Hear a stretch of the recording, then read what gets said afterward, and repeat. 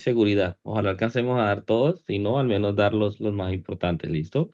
Profe, una pregunta. ¿Sí? Disculpe, ¿usted no podría grabar la clase, por favor?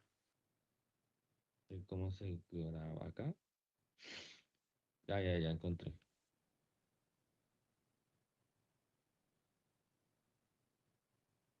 Todavía está lloviendo por allá, por cierto. Yo creo que exactamente dejó de llover ahora para la clase. Bueno, ya que. Bueno, muchachos, entonces, qué es una transacción? Entonces, esta es una clase más o menos teórico-práctica. La idea es que ustedes se lleven algunos conceptos importantes. Como de nuevo, muchachos, la importancia de esta clase es que ustedes se lleven conceptos más que otra cosa. Código y eso, estoy seguro que lo van a aprender. ¿Listo? Más adelante, bueno, pues conmigo también hasta donde lleguemos, pero estoy seguro que código lo van a entender. Entonces, la idea es más que aprendan conceptos. ¿Listo? Es lo más importante. Y uno de los conceptos más importantes que nosotros tenemos hasta ahora es una transacción. Espérame un segundito, por favor.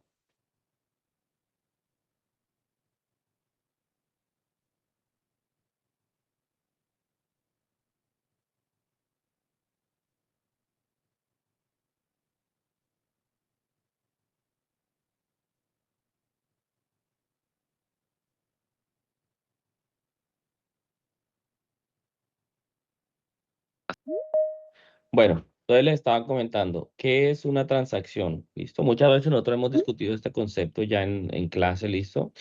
Para ahondar un poco más de lo que es una transacción, ustedes tienen que considerar operaciones o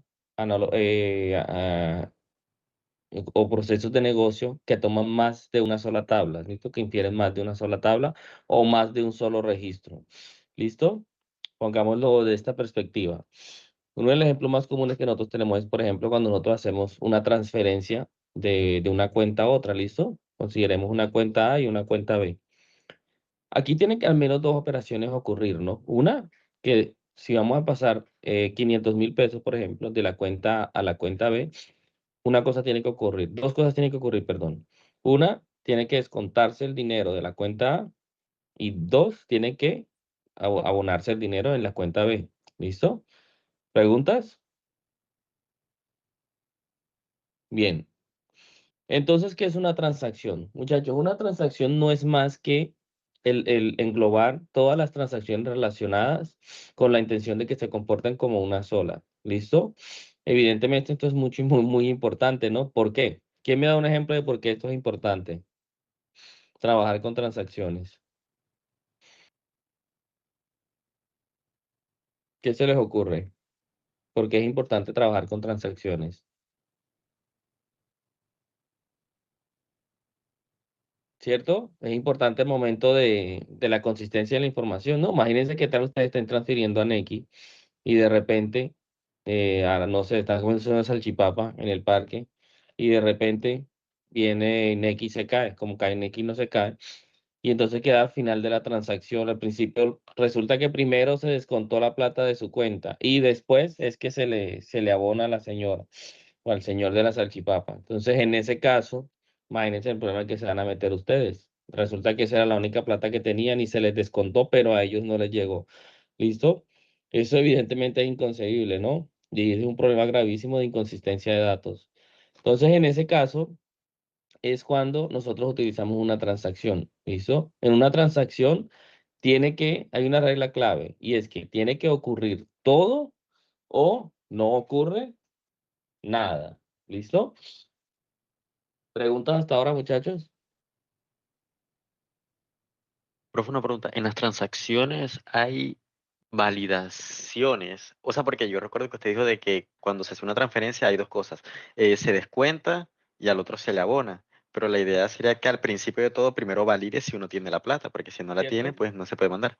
Así es, tienes toda la razón, así es, exactamente, ¿cierto? Entonces eso es lo que es una transacción puede hacer todo, ¿listo? Considera una transacción no solo de dos pasos, ni de tres, ni de cuatro, sino de N operaciones, ¿listo? Es un proceso de negocio, lo que tú acabas de decir es correcto.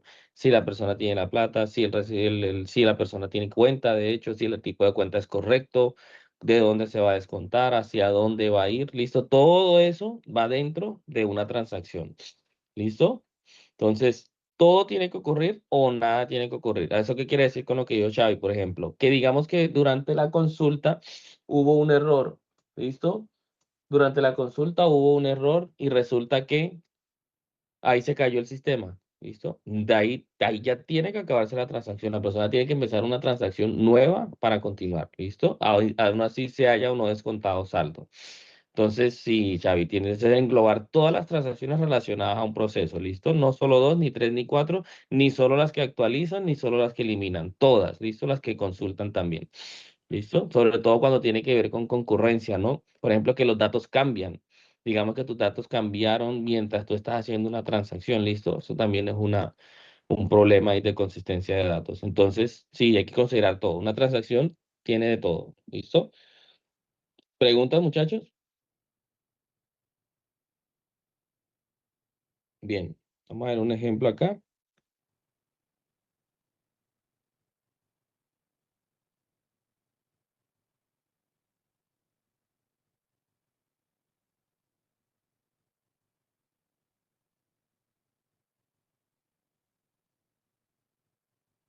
¿Pueden ver mi pantalla? Sí, señor. Ok. Entonces, como les decía yo a ustedes acá, por ejemplo, vamos a suponer esta base de datos del banco, ¿listo? Entonces nosotros iniciamos nuestra transacción, ¿cierto? Y aquí ponemos las operaciones que vamos a hacer, por ejemplo, en el ejemplo que pusimos de quitarle a una persona para mandarle a otra, ¿cierto? Entonces ponemos un de cuenta, set saldo, ¿cierto? Eh, Profe, a mí me parece es ¿cómo se llama? El El class, team. El No team les no se aparece ve como... nada de el otra team. programa. Ah, ok, ok, dame un segundo entonces. Aparece... Vamos a poner la pantalla completa, a ver. ¿Pueden ver ahora? Sí, señora. Ahora sí. Ahora sí, Ok. ¿Listo? Y aquí además vamos a ver un concepto que yo le debí a ustedes, ¿no? Que es una actualización. ¿Listo? Entonces, pues la verdad, actualización, muchachos, es bastante intuitiva también. La actualización se utiliza para que ustedes actualicen valores dentro de un registro, ¿listo? Y la palabra, con la cláusula es update, ¿cierto? El nombre de la tabla, luego utilizan las cláusulas set y en set van a poner por el conjunto de atributos que quieren actualizar. Por ejemplo, en este caso yo voy a actualizar el saldo de esta persona y quiero que el saldo sea el mismo saldo que tenía, pero más 500.000 pesos, donde el número de cuenta va a ser igual a B. ¿Listo? También pueden tener una cláusula where. ¿Listo? Preguntas con el update. Vamos a ver más ejemplos. Solamente me refiero a lo que tenemos ahora. ¿Listo? Update la cláusula, nombre de la tabla, set, la cláusula set, y aquí van a poner todos los atributos que van a cambiar. ¿Listo? En este caso, saldo va a ser igual a saldo menos 500.000 pesos, que es lo que le vamos a quitar a la persona, y más 500.000 pesos, que es lo que le vamos a dar a la persona. ¿Listo? Para que lo vean más claro, vamos a poner aquí, por ejemplo, Nequi. ¿Listo? Digamos que hay una tabla donde está todo el Nequi de todos. ¿Listo? Donde está el Nequi de todos. Entonces aquí el Nequi de Xavi y aquí el Nequi de Ashley. ¿Listo? Xavi le va a dar a Ashley, no sé, 30.000 pesos que le debía y Ashley va a recibir 30.000 pesos. ¿Listo?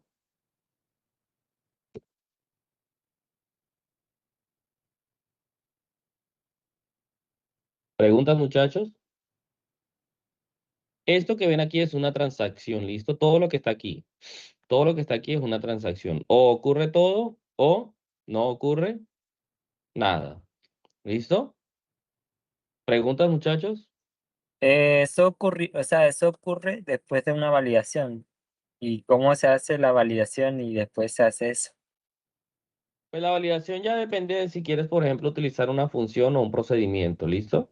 Que fue lo que vimos en la clase pasada. Entonces tú puedes crear tu procedimiento o puedes verificar aquí. ¿Listo?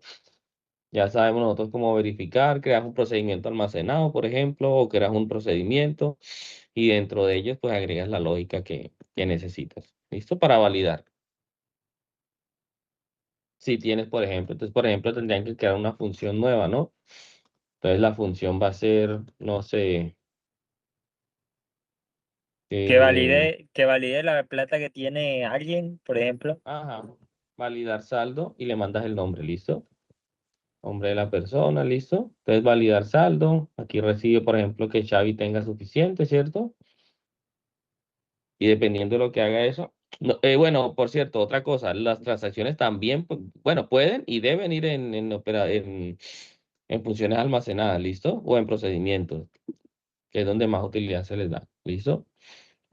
Yo hoy sí, sin falta, muchachos, les mando un taller con todo lo que hemos dado, con funciones, procedimientos, disparadores alcanzamos a dar nosotros, creo que No, solo señores. conceptualmente, ¿no? Entonces, disparadores, lo mismo con disparadores, no creo que lo va a meter en el parcial, es más como algo conceptual, ¿listo? Para que lo tengan ahí. Pero ya vamos a ver eso. Hoy sí sin falta, ahorita de hecho que se acabe la clase, yo les mando el taller, ¿listo? Con funciones, procedimientos y esto que estamos dando ahora, ¿listo? Bien. Pero bueno, preguntas con las transacciones, pero sí, sí pueden hacer validaciones aquí, ¿listo? Profe, yo quería preguntar si ese era el único caso, o sea, que nos podía dar en la vida cotidiana, si no puede haber otro caso.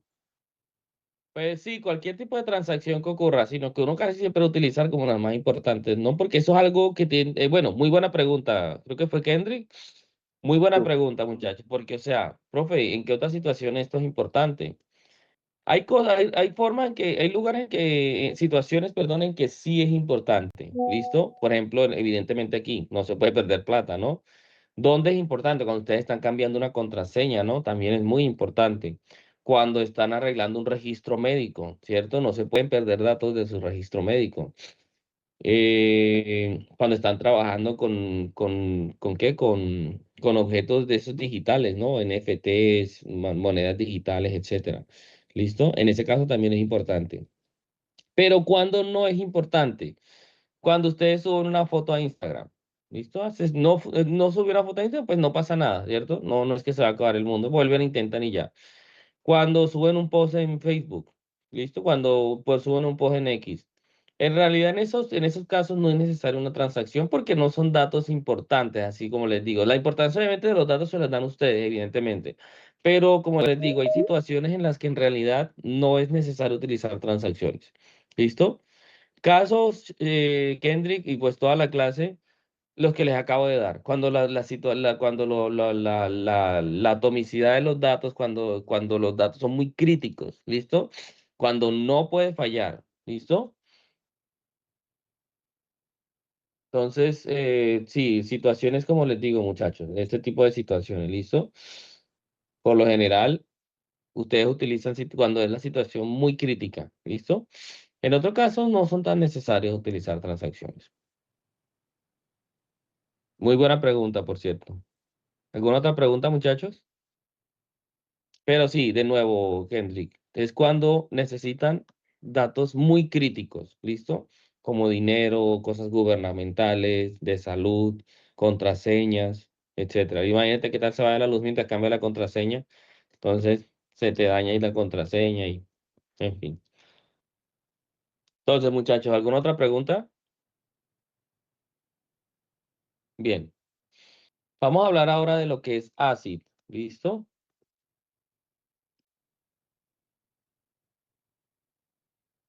ACID es un conjunto de propiedades que deben cumplir una transacción, ¿listo? Sí o sí. ¿Cuál es la primera? Atomicidad. ¿Listo? ¿A qué se refiere la atomicidad? A que o se cumple todo o no se cumple nada. ¿Listo?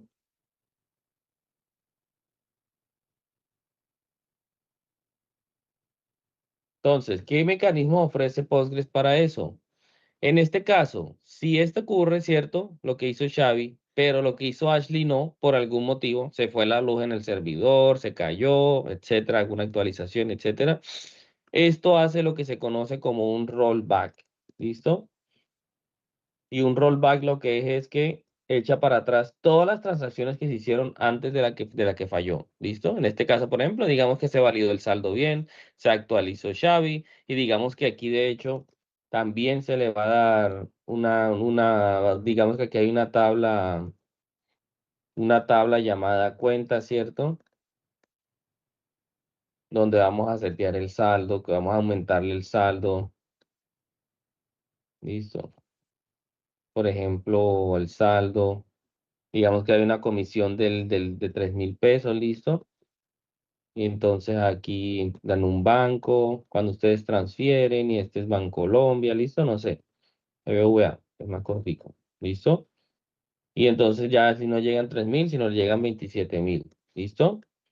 Entonces, en este caso, muchachos, lo que ocurre es que si de pronto falla, no, digamos que de nuevo, por algún motivo falla lo que Ashley estaba haciendo, de la transacción de Ashley, listo, la actualización de Ashley que estaba haciéndose en la tabla con Ashley, todo de ahí para atrás se cancela, listo, todo de ahí para atrás. Y eso se le conoce como un rollback, listo, que es básicamente y textualmente echar para atrás. ¿Listo? De ahí para atrás, esta queda inválida, esta queda inválida y todas las que estuvieron ahí arriba quedan inválidas, ¿listo? Y eso se refiere, con eso se refiere a atomicidad, ¿listo? La atomicidad es o se cumple todo o no se cumple nada, ¿listo? Pregunta, muchachos, con atomicidad. Bien. Consistencia, Yo tengo una ¿sí? pregunta, profe. Pero eso lo tiene que hacer uno, o sea, el rollback o esto seguía la base de datos por lo del, o sea, yo estoy viendo que aquí utiliza un begging y un commit. Ujú. Bueno, en Imagino este que caso, de eso ella, seguía. sí, ella misma hace el rollback. En este caso, ella misma hace el rollback, así es. ¿Listo? En este caso, ella misma se encarga de hacer el rollback. Si algo ocurre, se hace rollback. Sin embargo, ustedes pueden utilizar la palabra rollback explícitamente para hacer un rollback también en una transacción. ¿Listo? Que es lo que yo recomiendo. Cuando ustedes están trabajando en bases de datos reales en una empresa, sí o sí tienen que utilizar transacciones, muchachos, para que no se conviertan en la gente del meme. ¿Listo? Porque si, por ejemplo, ustedes eliminaron toda la base de datos de clientes de un banco, con un rollback, si lo hicieron dentro de una transacción, con un rollback queda como si no hubieran hecho nada, ¿listo? Como si hubiera sido un susto. Entonces es importantísimo, muchachos, que aprendan a manejar el rollback, ¿listo? Siempre trabajen con transacciones. Ya verificamos cómo se crea una transacción, ¿listo? O sea, el rollback Porque es aquí ya solamente está. para transacciones. ¿Para qué? El ¿Para rollback qué? sería solamente para transacciones, o sea, solamente con Sí, ellas. solo para transacciones, así es. Tienes que haber creado una transacción antes, ¿listo? Tienes que haber creado una transacción. No, si no creaste una transacción antes, ahí sí. Ya yuca, ya llórala y, y todas las consecuencias de eso, ¿listo? Entonces, lo más recomendable sería hacer todos los procedimientos con transacciones. Sí, claro. Todos los comisiones de transacciones, excepto en los casos que les dije, ¿listo? Las transacciones, mejor tomarse ese trabajo de crear transacciones solamente cuando necesiten, cuando ustedes necesiten datos muy consistentes, ¿listo? Pero en algunos casos no es tan necesario. Es más como datos muy, muy delicados, ¿listo? Entonces, en ese caso sí. Pero sin embargo, esto que ustedes vieron acá es algo que se llama también en programación, en patrones de diseño, se llama orquestador o facada o facade, ¿listo? Una fachada. Entonces, también ustedes ahí los que ya vieron eso también se van a dar cuenta de la consecuencia de eso, porque una fachada es exactamente lo mismo. Una fachada o ocurre todo o no ocurre nada. ¿Listo? O un orquestador. Entonces, eso también se los digo para que tengan en cuenta que eso se puede aplicar tanto a nivel de código como a nivel de base de datos. ¿Listo? Que es como, por ejemplo, lo que ustedes vieron con cancellation tokens y esas cosas. ¿Listo? Bien. ¿Preguntas, muchachos? ¿Alguna otra pregunta?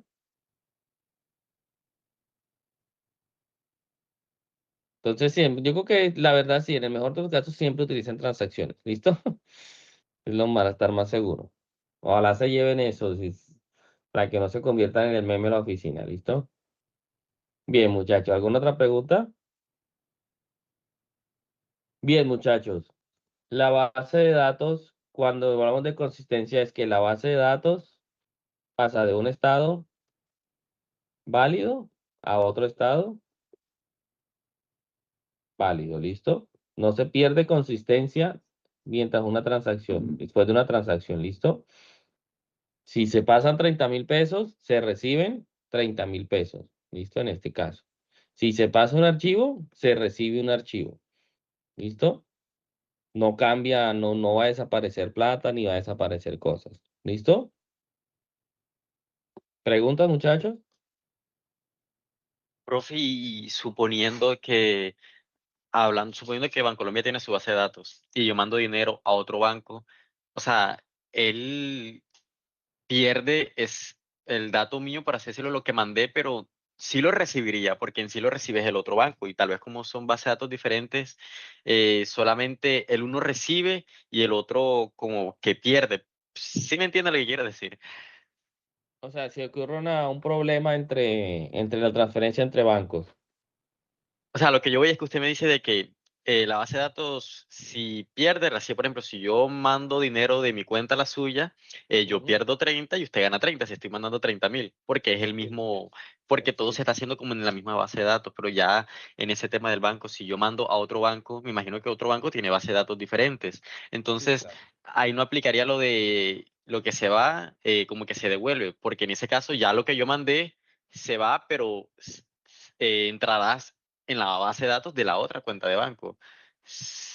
Bueno, en ese caso son consistencias, perdón, son como arreglos que llevan las bases de datos, pero en realidad es lo mismo, ¿listo?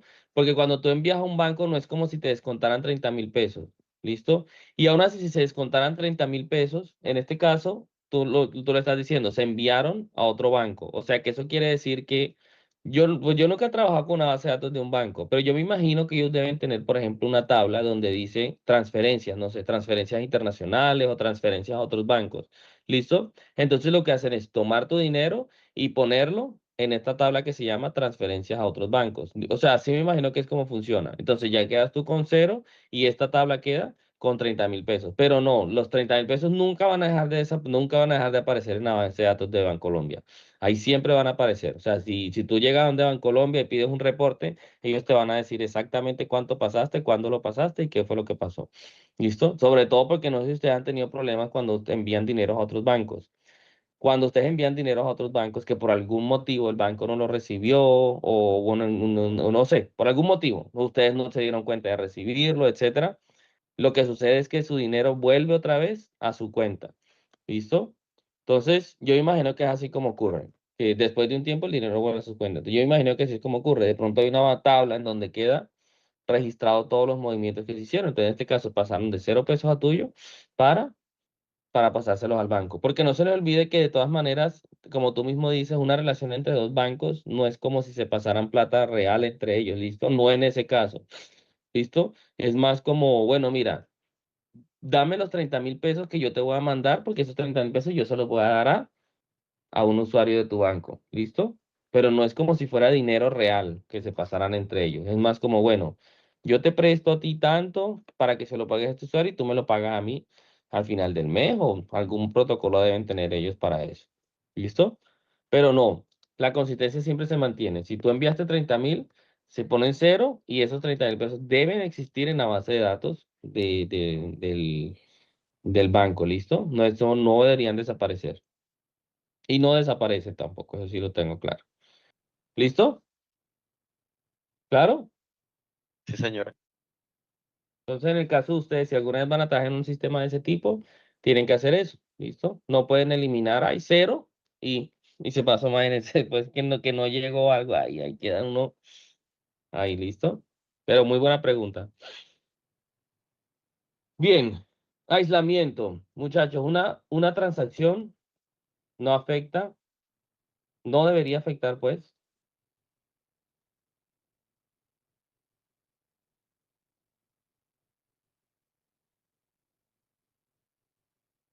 no interfieren entre sí. ¿Listo? ¿Esto qué quiere decir? ¿Qué es lo que les acabo de decir? Vamos a suponer que Xavi estaba mandando 30.000 pesos y entonces aquí la función está de validar datos. ¿Listo? Aquí ponemos la función de... ¿qué pasó? La función de validar saldo, entonces resulta que no, que él tenía 30.000 pesos, pero justo exactamente en ese mismo momento Xavi dijo, bueno, yo voy a mandar dos exactamente en el mismo momento para que me aparezcan las dos, que el saldo es de 30.000 pesos. ¿Listo? Y entonces, él lo hizo acá, entonces él dijo, bueno, valide saldo, sí los tiene, y al mismo tiempo hay otra transacción que dice, bueno, también los tiene, entonces ahí Xavi ya tiene 60.000 pesos, ¿listo? Bueno, en un mundo ideal eso sería lo ideal, pero no ocurre así, ¿listo?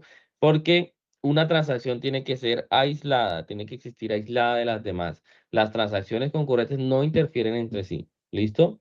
Y eso es lo que tiene que ver con la concurrencia. Si dos transacciones se ejecutan en el mismo tiempo, primero se ejecuta una y luego de que se ejecuta esa, se ejecuta la siguiente. ¿Listo? Y para eso hay métodos para poder hacerlo, tanto en código como en base de datos. ¿Listo? Entonces una transacción debe ser aislada, por si alguna vez ustedes se han preguntado eso, si hacer dos transacciones exactamente al mismo tiempo, ¿va a leer los datos igual? No, muchachos. ¿Listo? Toda transacción es aislada. En este caso, como les digo, eso que les estoy diciendo se llaman bloques concurrentes y esos datos concurrentes que son los que tienen acceso a muchos threads, en muchos lugares, porque obviamente, si ustedes se ponen a pensar, un sistema de banco, por ejemplo, continuando con este ejemplo, tiene que tener procesamiento asincrónico, ¿no? De hecho, procesamiento asincrónico masivo, porque un banco ejecuta millones de millones de millones de transacciones por segundo, ¿no? O en el mundo, etcétera.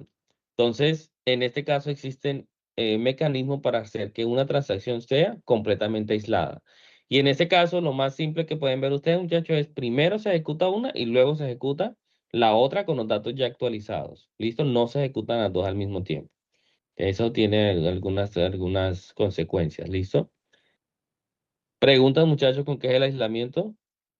Profe, un ejemplo para confirmar eso sería, por ejemplo, que yo compro un código de algo y un amigo y yo intentemos canjearlo al mismo tiempo para ver si a los dos nos da eh, lo que dé el código. Eso ahí no lo permitiría, sino primero uno y después el otro. Exactamente, así es. Tienes toda la razón y eso es un mal diseño de base de datos. Por eso les digo, muchachos, que yo lo que quiero que ustedes se lleguen hoy es que es ACID y lo que tiene que ver conceptualmente con esto. ¿Listo? Yo creo que ustedes ya tienen las bases programáticas para continuar de aquí en adelante con todo lo que les falta a ustedes, pero sí necesitan empezar a construir cosas buenas, porque lo que tú acabas de decir es correcto, Xavi, eso no puede ocurrir. Tú no puedes ir a un lugar, por ejemplo, y van a ir a comprar un carro, como tú dices, y entonces, no, yo quiero este carro, yo también. Entonces lo compran al mismo tiempo y resulta que al final los dos lo compraron y ninguno lo compró. ¿Listo? Eso jamás puede ocurrir. ¿Listo? Lo que tiene que pasar, por ejemplo, es validar el estado del carro. Digamos que exactamente al mismo tiempo los dos mandaron la transacción. ¿Listo? Entonces, primero se valida que el carro esté disponible, ¿cierto? Voy a hacer aquí un ejemplito. Entonces, primero se valida que el carro esté disponible. ¿Listo? En una transacción. Bueno, es lo que pasa en la transacción. Después se compra, ¿cierto? Se hace el proceso de compra y por último se entrega al cliente, ¿listo? Entonces lo que tiene que ocurrir, muchachos, es que si cuando la primera transacción llegaron dos transacciones al mismo tiempo, esto lo que hace es bloquearse, ¿listo? Bloquea los datos de la transacción, de los datos, perdón, de las tablas en la transacción involucrada. ¿Listo? Entonces, primero se valida, en ese caso se hace el proceso de compra, digamos que lo compró Jefferson, ¿listo? Entonces Jefferson hizo el proceso de compra, se validó y en este caso ya se entrega al cliente, ¿listo? Ya después continúa con la transacción de Xavi y en este caso esto va a fallar y va a decir, no, este carro ya está comprado, incluso si antes te mostraba que estaba disponible, ¿listo? Entonces en este caso ya dice, ah, no, ya está comprado, entonces no podemos continuar desde aquí, ¿listo? Y todo lo de ahí para arriba se cancela, ¿listo? A eso me refiero a este ejemplo que quiero decirte, por ejemplo, digamos que aquí ya hizo un cobro a tu tarjeta, digamos, ¿listo?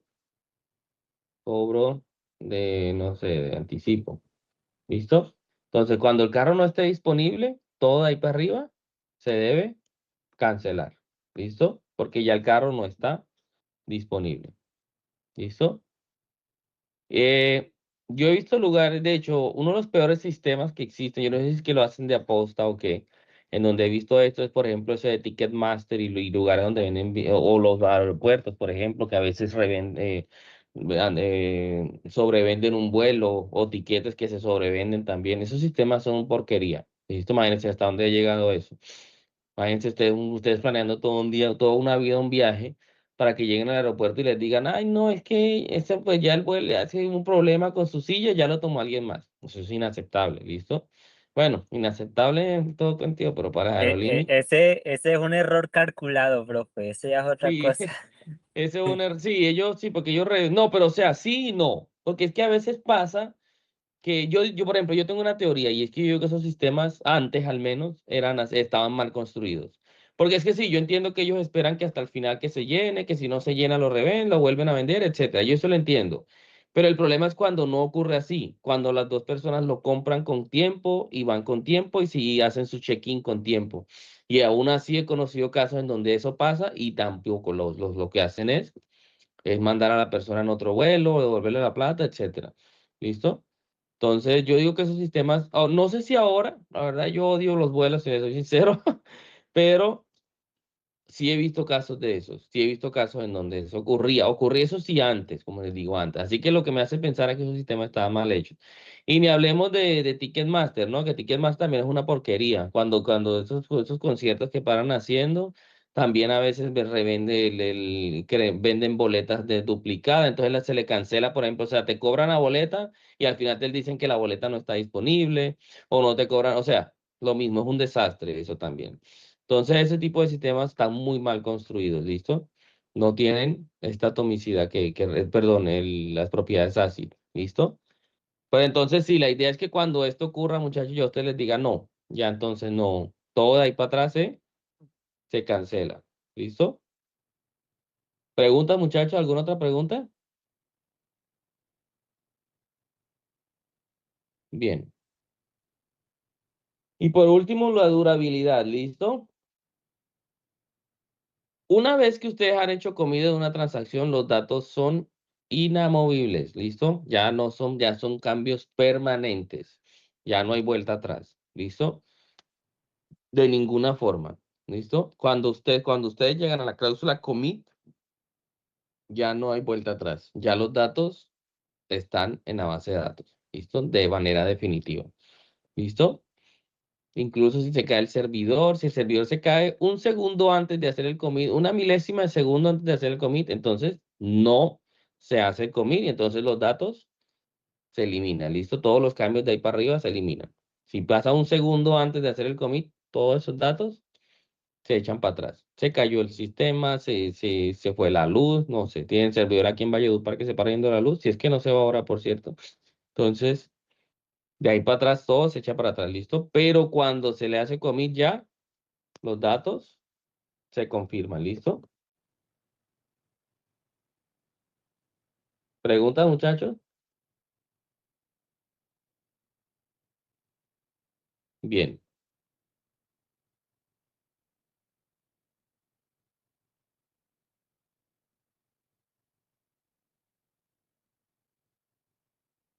Vamos a ver los estados de una transacción, ¿listo? Los estados, ¿listo? Primero, una transacción activa, ¿listo? Que es cuando inicia. Luego, una transacción parcialmente comprometida, que es cuando ya ustedes han hecho cambios, ¿listo? En la base de datos, pero no les han hecho commit, ¿listo? Entonces está parcialmente comprometida, ¿listo? En este caso pueden ocurrir dos cosas. Que falle, ¿listo? Y cuando falla, se le hace sí o sí un rollback, ¿listo? Eso también puede ocurrir cuando está activa, que es lo que les decía, ¿listo? Que es lo que preguntó también Chava al principio. ¿Qué sucede si no se insertó nada, si no se eliminó nada, pero si se consultó? No importa. Si está activa, se le hace también un rollback. ¿Listo?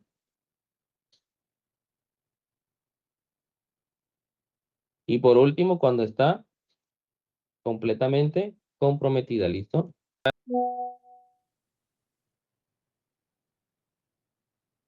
O comprometida. Y aquí sí ya es cuando no hay vuelta atrás, ¿listo? Aquí sí es ya cuando se le hace el commit y ya se guardan. Los datos. ¿Listo? ¿Preguntas, muchachos? Con los estados de una transacción.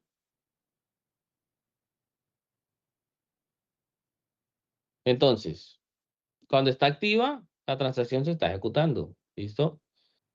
Cuando está parcialmente comprometida, es que se realizó alguna operación. ¿Listo? Se realizó alguna operación. ¿Listo? Cuando está completamente comprometida es cuando ya tuvo un commit, ya no hay vuelta atrás. Es durable, no se les olvide. ¿Listo? Cuando falla es que ocurrió algo, por algún motivo la transacción no pudo continuar y se le hace un rollback. ¿Listo? Y también pueden abortarla, ¿listo? O sea, Es cuan- profe, ¿cuál sería la diferencia entre activa y parcialmente comprometida? ya les digo, ¿listo?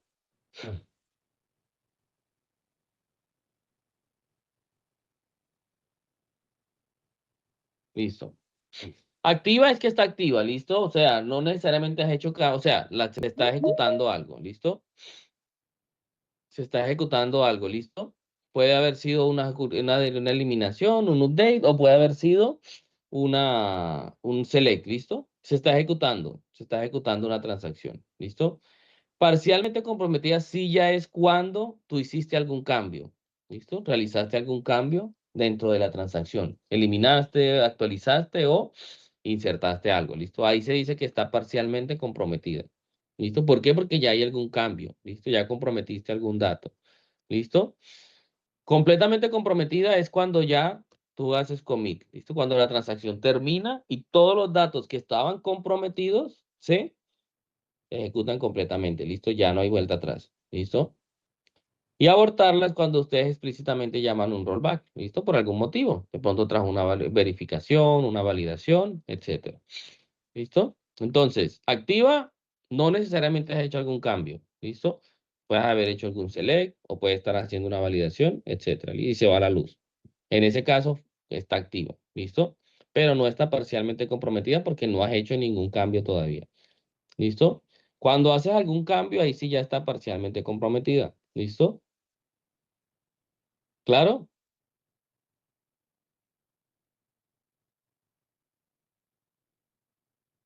¿Claro? Sí, señor. Sí, Entonces, señor. una duda. Para cada Sí. transacción no sería necesario limitarle cierto tiempo. No, no, por tiempo no se puede, ¿listo? Por tiempo no, porque no sabemos cuánto dura una inserción o un delete, ¿listo? No hay por tiempo. Hay que dejarla que siga ahí. De hecho, hay procesos que se pueden demorar horas, ¿listo? O días incluso, dependiendo de lo que estén haciendo. Por ejemplo, si ustedes van a realizar una actualización, una sincronización, digamos que su tarea es que ustedes sincronicen los datos de una base de datos, un servicio externo con su base de datos, ¿listo? Y entonces ahí ustedes van a tocar miles de registros y estos registros cada uno tiene 20 atributos, ¿listo? Entonces, en ese caso no se puede saber cuándo va a terminar, ¿listo? ¿Por qué? Porque puede que sea muy largo o puede que sea muy corto, ¿listo? Entonces, no es que no hay forma de hacerlo. Sin embargo, se puede hacer, por ejemplo, cuando estás trabajando con un servicio externo y en ese caso lo que vas a hacer es abortarla, ¿listo? Si de pronto te das cuenta que el servicio externo no responde, no, obviamente no. Bueno, lo ideal será que esperaras ahí, pero por lo general hay un timeout, ¿listo? Que tú lo puedes configurar cuando llamas a un servicio y después de un tiempo, si tú dices que esperas un minuto y no respondió el servicio, por ejemplo, entonces en ese caso tú haces un rollback y de ahí para atrás se cancela todo, ¿listo? Puedes configurar si quieres una forma de abortarla por medio de eso, pero así que ponerle un tiempo que después de un tiempo no pasa, no es recomendable, pues, ¿listo? Y lo más probable es que haya un error en la base de datos, por cierto. Cuando no hay un timeout, por ejemplo, que ustedes están llamando desde su código una transacción y la transacción se demora, por lo general lo que pasa es que hay algo en la base de datos. Algo está pasando. ¿Listo? Bien. ¿Alguna otra pregunta, muchachos? Bueno, vamos a ver cómo entonces creamos nosotros una transacción en Postgres. ¿Listo? Empezamos con la cláusula begin. ¿Listo? Y la cláusula begin, aquí ponemos nuestras instrucciones, ¿listo? Luego ponemos la cláusula commit, ¿listo? O sea, aquí.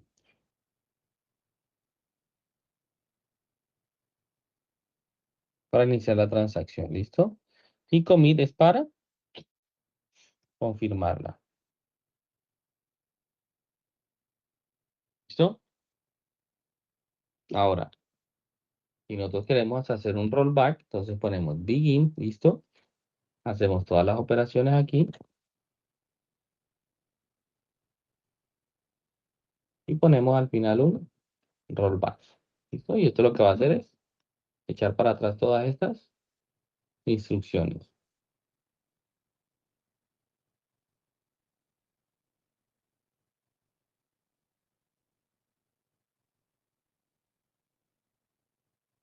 ¿Listo?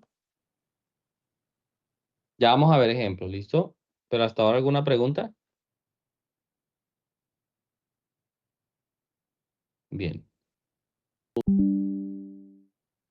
Vamos a ver ahora lo que es un save point, ¿listo? Podemos crear una transacción, por ejemplo. Insertar entre pedidos, ¿listo? Vamos a insertar unos nuevos valores. Que son 101, 25.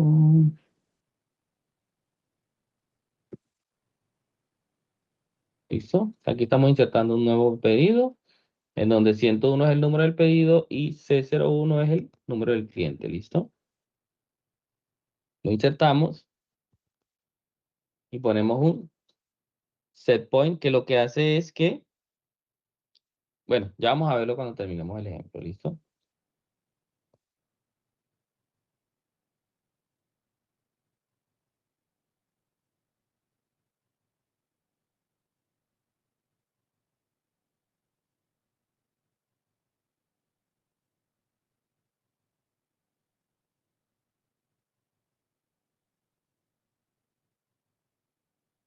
¿Listo? Aquí estamos diciendo qué producto compramos y qué cantidad contamos, ¿listo? Ahora, aquí realizamos algunas operaciones, ¿listo? Y si aquí sale algo mal, ¿listo? Vamos a suponer que aquí realizamos algunas operaciones y salió algo mal.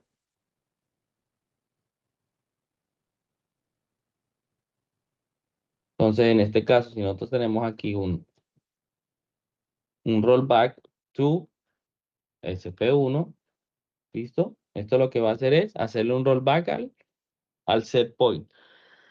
¿Listo? O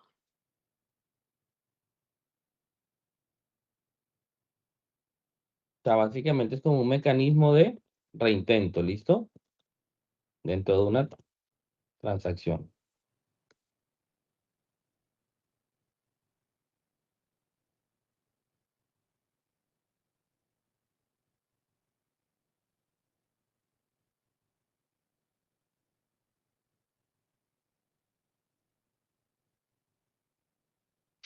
Y ya si de pronto aquí sí sale algo mal y quieren hacer rollback a todo, o sea, aquí sí ya,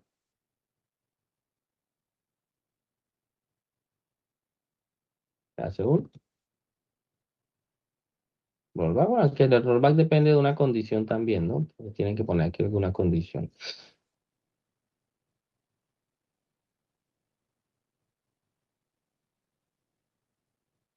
¿Listo?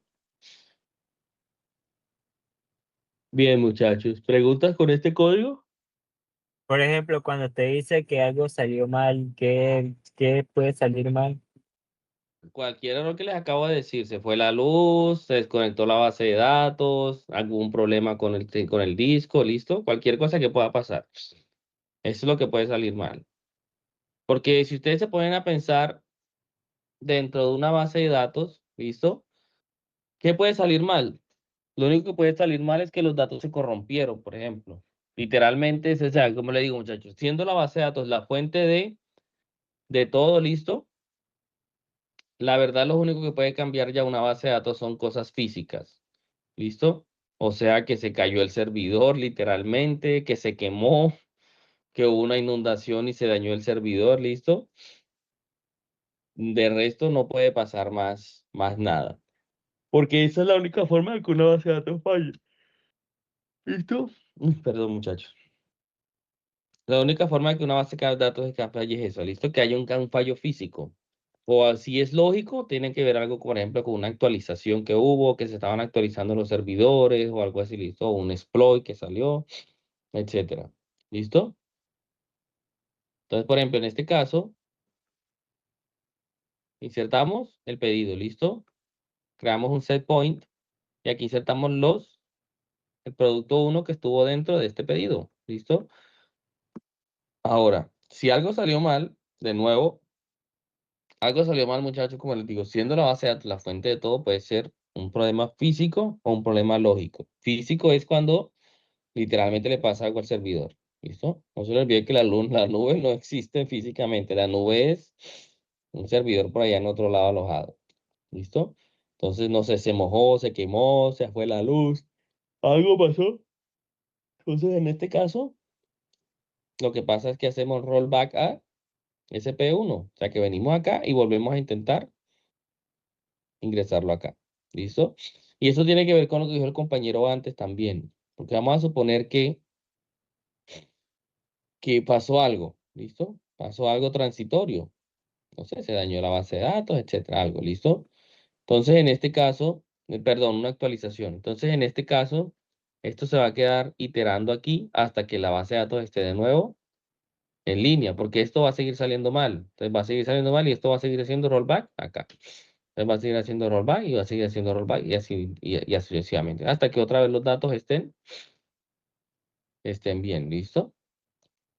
Este sí ya no. Este sí ya cuando llega acá, si algo salió mal, existe esa condición, tiene que haber una condición, obviamente aquí también. Entonces, ya cancela todo de ahí para arriba. ¿Listo? Entonces, cuando yo hablo de que algo salió mal, me refiero a eso, muchachos. De que pueden haber daños físicos, pueden haber daños lógicos. Se corrompió, se corrompió, o se quemó, se inundó, o se estaba aplicando un parche de seguridad, o se actualizó, ¿listo? Cualquier caso pasó algo que no dejó que continuara la transacción. ¿Listo? ¿Claro? Sí, señor. Ok.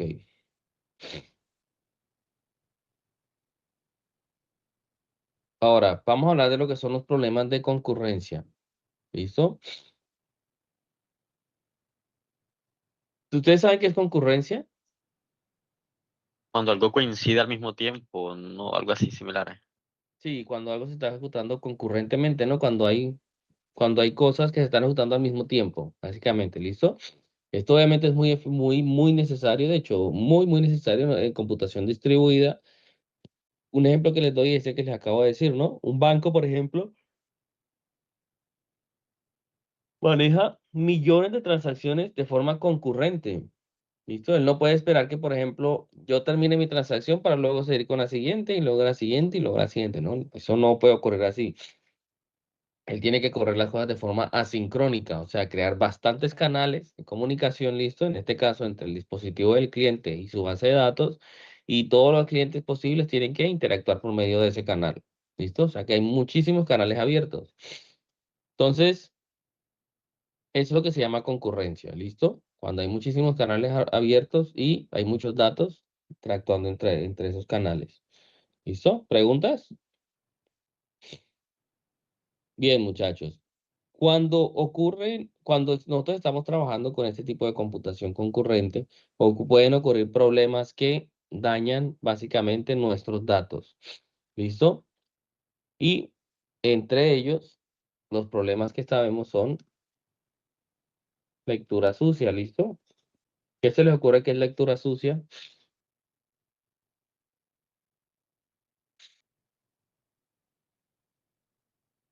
¿Qué se les Que ocurre? leen correctamente los datos.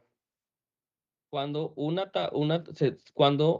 tabla, ¿cierto? Es actualizada dentro de una transacción y fuera de ella. Y entonces nosotros leemos este dato modificado. Vamos a verlo aquí. ¿Listo? Tenemos la tabla 1. ¿Listo?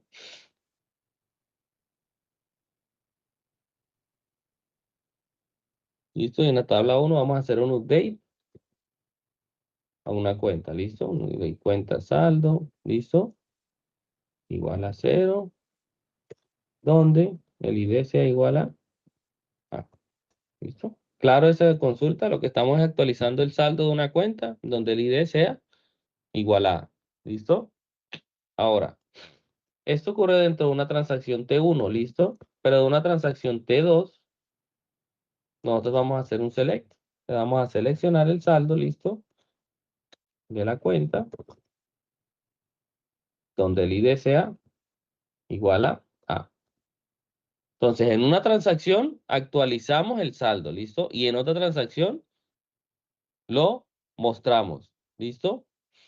Entonces, ¿qué sucede cuando nosotros hacemos rollback a la transacción 1?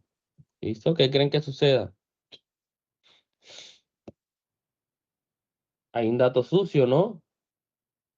Hay un dato sucio porque nosotros leímos el saldo antes de haber hecho el rollback. ¿Listo?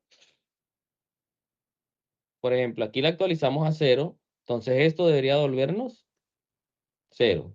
¿Listo? Vamos a poner aquí una nota que antes era 2000. ¿Listo?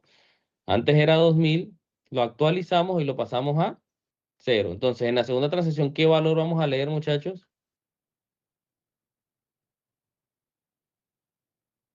Muchachos, 2000.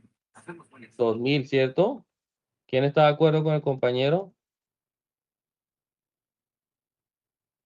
No vamos a leer 2000, vamos a leer 0.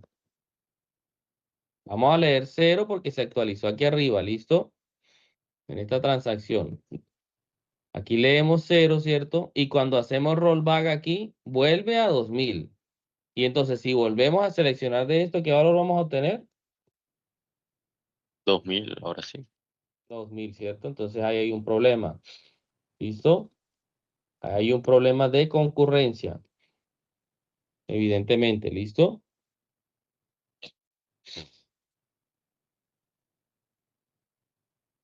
Entonces, lo que se está pasando aquí es que esta transacción leyó un valor que no existe, que nunca existió. ¿Listo? ¿Por qué? Porque no se les olvide, perdón, que los cambios se materializan, muchachos, cuando ustedes utilizan el commit. ¿Listo? Hasta que no se le haga commit, no se materializan los datos. O sea que en esta transacción ustedes están utilizando datos sucios. ¿Listo? Datos que no existen. Porque los datos existen luego de haber hecho un commit. ¿Listo? Pregunta con lo que es lectura sucia.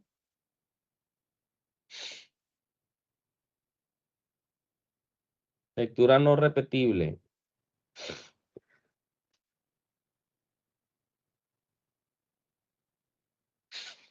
Consideremos este ejemplo otra vez. ¿Listo?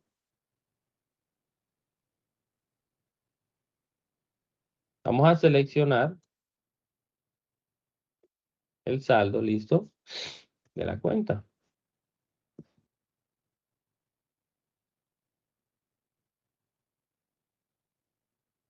En esta segunda vamos a actualizar. ¿Listo? El saldo a 50,000. ¿Listo? Y aquí se le hace un commit. O sea que se confirman los cambios.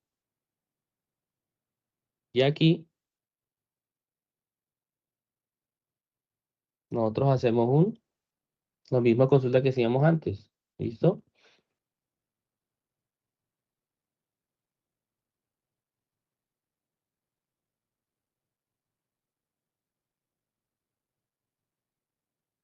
Aquí tenemos 100,000. ¿Listo? Se actualiza 50,000 y cuando leemos aquí tenemos ¿cuánto?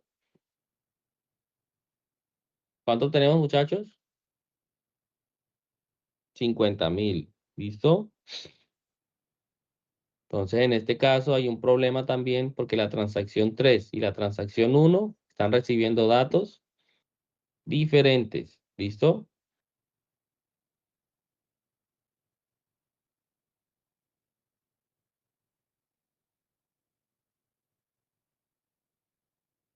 Pregunta, perdón, aquí no es la transacción 3, la misma transacción 1. ¿Listo? Tenemos una transacción 1 en donde se selecciona un saldo y en ese momento el saldo es de 100.000, ¿listo? Pero también hay otra transacción en donde se está actualizando ese valor. Entonces, en este caso se actualizó a 50.000, ¿listo? Y dentro de esta misma transacción T1, ¿se dan cuenta acá? Entonces, lo que hicimos fue leer nuevamente. Y como leímos nuevamente, después de haber hecho commit en esta transacción, vamos a obtener un valor de 50.000.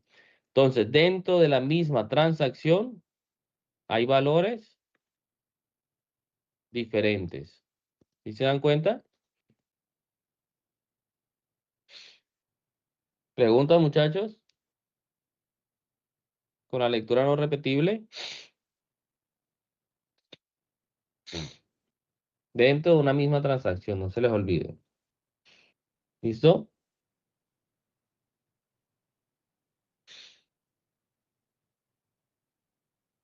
¿Preguntas?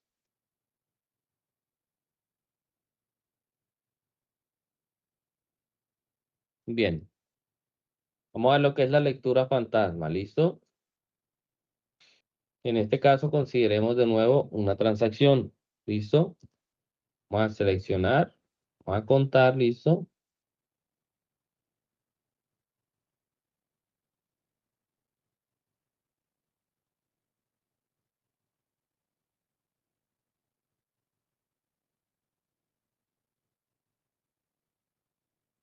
¿Listo? Lo que vamos a hacer aquí es contar cuántos empleados hay en el departamento de ventas. ¿Cierto? Pero nosotros en otra transacción, lo que vamos a hacer es insertar. ¿Listo?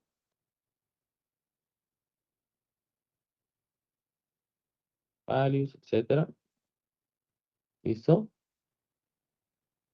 Pero vamos, lo importante es que vamos a insertarlo en el mismo departamento, o sea, en el departamento de ventas. Y después de eso hacemos commit en la segunda transacción. ¿Listo? Entonces, dentro de la misma transacción 1, cuando volvamos a hacer un count, ¿listo? ¿Qué valor vamos a obtener? Chacho, está muy callado hoy. ¿Qué valor obtenemos? 11, ¿no? 11, así es. ¿Listo? Entonces, el problema aquí es que estamos tomando en cuenta, ¿listo? Filas que cumplen una determinada condición. En este caso, que el departamento sea ventas. ¿Listo? Pero dentro de la misma transacción, en otra parte de la transacción, estamos volviendo a hacer eso y nos vamos a dar cuenta que en realidad no hay 10, sino 11. ¿Listo? Entonces, esto es una lectura fantasma. ¿Listo? ¿Preguntas?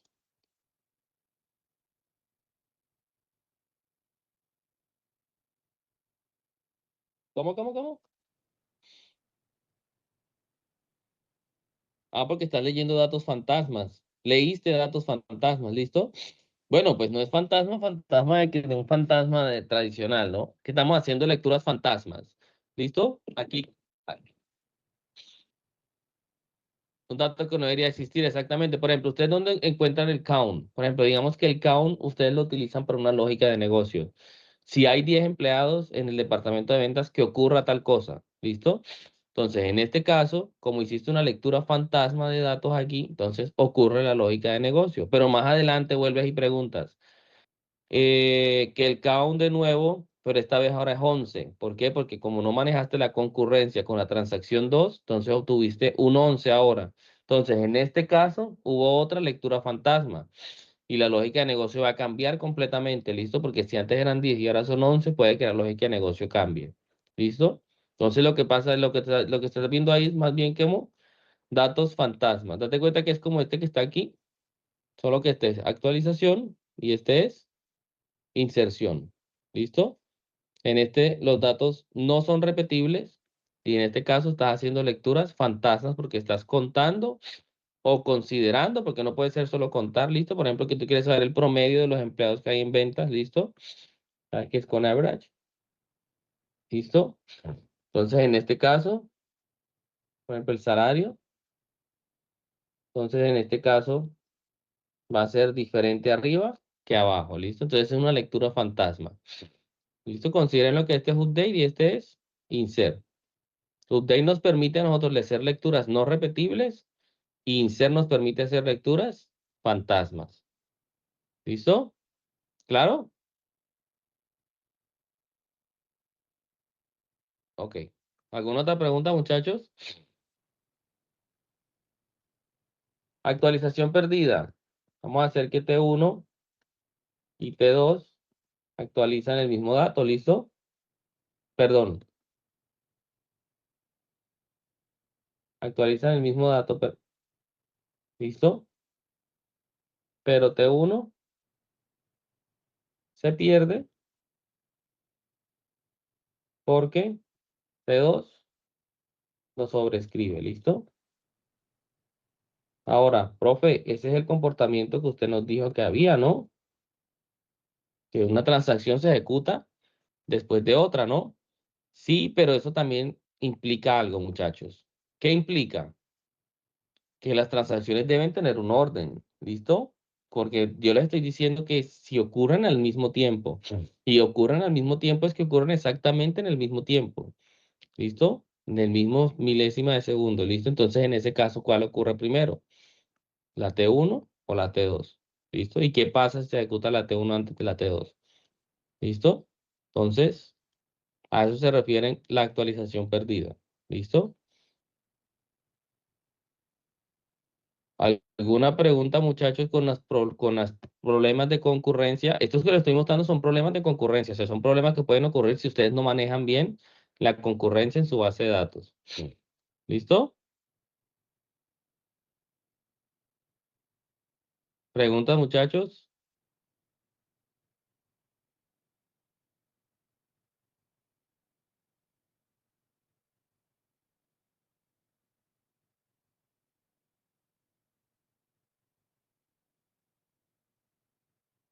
Bueno, Ninguna, regálenme, profesor.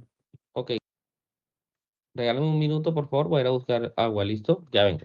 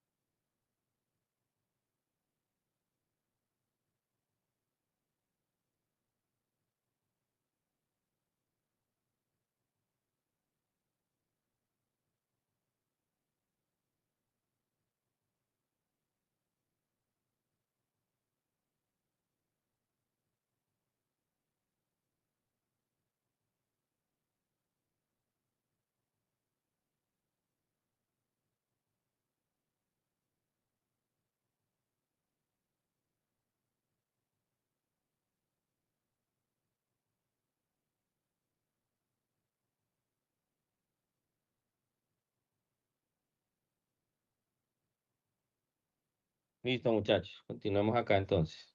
¿Qué horas son?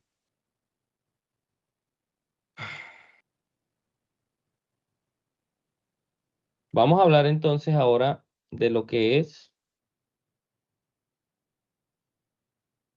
los niveles de aislamiento, ¿listo?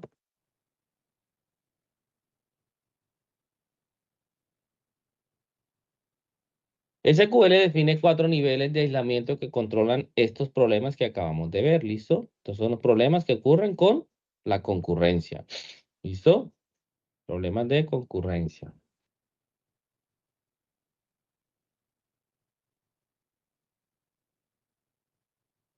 ¿listo?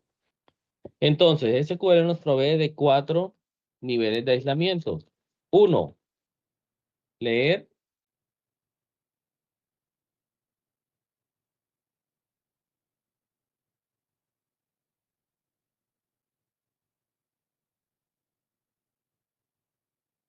Read uncommitted, ¿listo?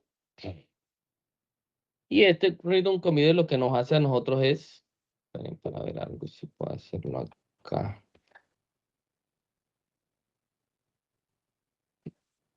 Sí, porque esto a veces no deja. Uy, ¿qué pasó? No deja cortar. ¿Qué pantalla están viendo, muchachos? La de Postgres.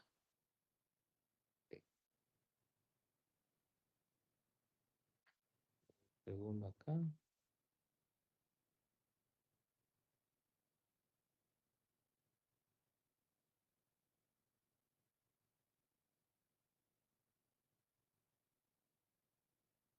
Estoy recortando aquí la.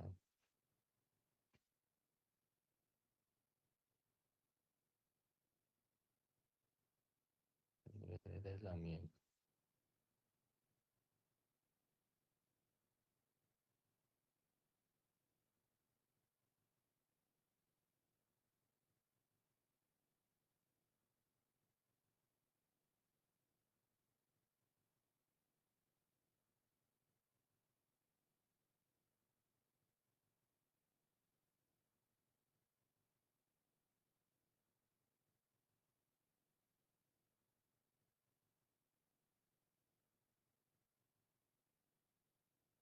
Mm,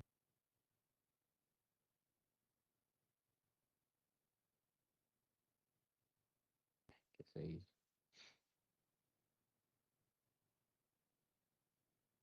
Sí, dame un segundo, por favor.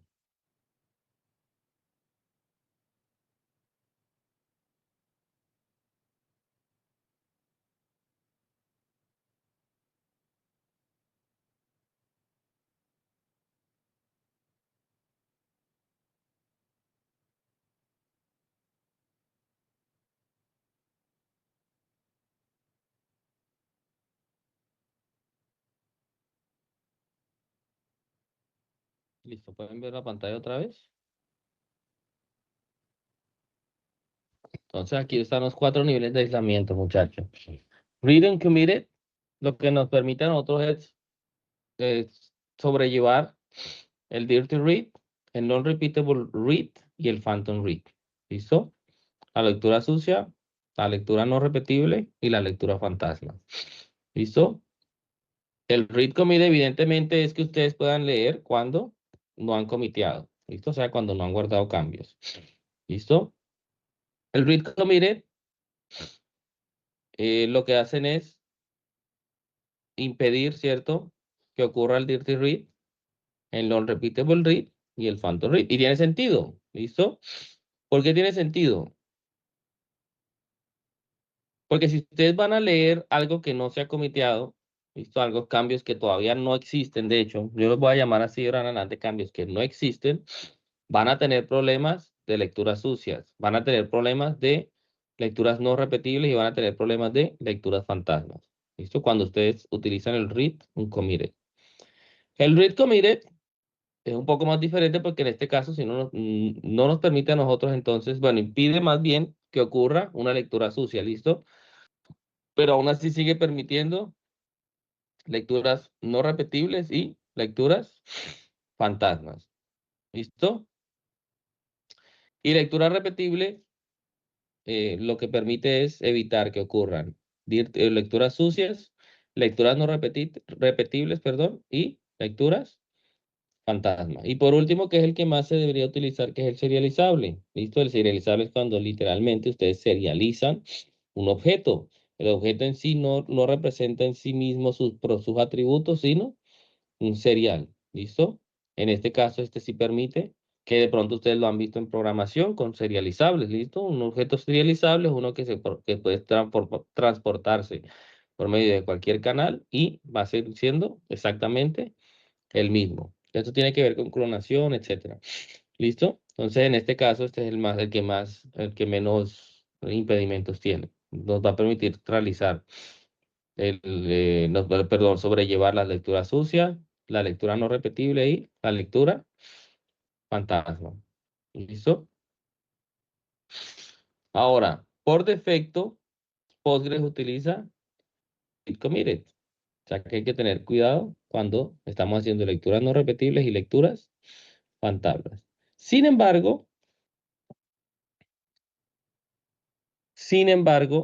también se puede cambiar. ¿Listo? Y para cambiarlo, por el mejor nivel, pues obviamente la idea es que ustedes siempre utilicen serializable, ¿no? ¿Ves? De esta forma, ¿listo?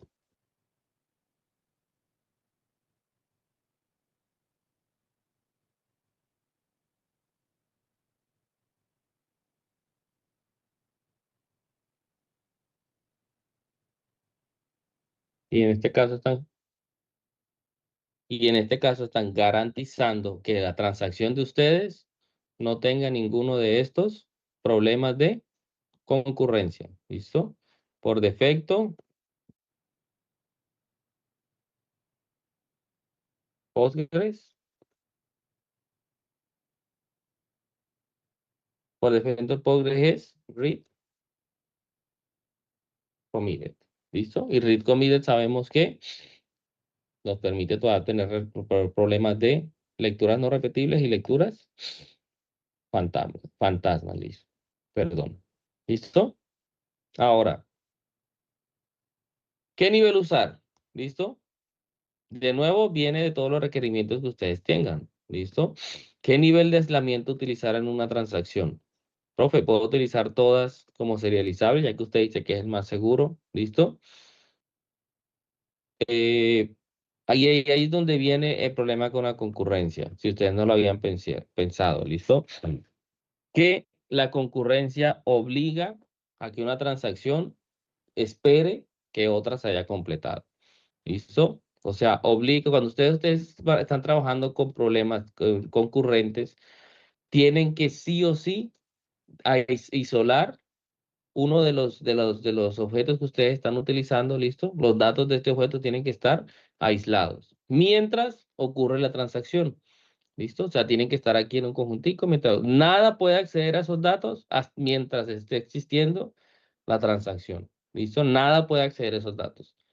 Acceden a esos datos y lo que necesite esos recursos tiene que sí o sí esperar. Cuando ya termine la transacción, que se le haga un commit, que se materialice la transacción. En este caso, ya este objeto sí se libera para que la siguiente transacción lo tome y lo utilice. ¿Listo? Entonces ahí ya ustedes pueden darse cuenta porque no es siempre recomendable utilizar serializable, ¿no? Que fue lo que preguntaba el compañero en un principio, ¿cuándo utilizar esto y cuándo no? Bueno, pues aquí ya nos damos cuenta. Evidentemente serializable es la más segura porque nos encarga de solventar todos los problemas de concurrencia, pero es más lenta. ¿Listo? Es más lenta porque lo que les acabo de decir, cuando ustedes trabajan con datos concurrentes, sí o sí tiene que ser de forma síncrona. Los datos se ejecutan en una transacción, luego de haberse ejecutado en eso, salen a otra transacción y eso es como una filita, como una colita, una encima de la otra. ¿Listo? Mientras que con niveles de aislamiento más permisivos, ¿listo? En este caso, por ejemplo, el read on commit, que obviamente el read on commit es el más inseguro, pero también es el más rápido. ¿Listo? ¿Por qué? Porque ustedes pueden tener millones de transacciones sobre esos datos y no importa. Que es lo que yo les decía con esas cosas de Facebook y esas cosas que no son cosas importantes. ¿Listo? Entonces, en ese caso, utilicen read committed, ¿listo? Para cualquier aplicación, básicamente. ¿Por qué? Porque este es lo que nos permite a nosotros sobrelentar la lectura sucia, ¿listo? Para cualquier aplicación. Pero cuando ustedes estén trabajando con datos muy sensibles, datos, por ejemplo, lo que les acabo de decir, médicos, operaciones financieras, listo, ese tipo de información, en ese caso sí conviene utilizar serializable, porque es mucho más crítica. Es más lento, por lo que les acabo de decir, listo, este nivel de aislamiento es el más lento porque primero termina uno, luego otro, luego otro, luego otro, listo, pero es el más seguro. ¿Por qué? Porque nos permite a nosotros sobrellevar todas estos problemas. ¿Listo? ¿Preguntas, muchachos?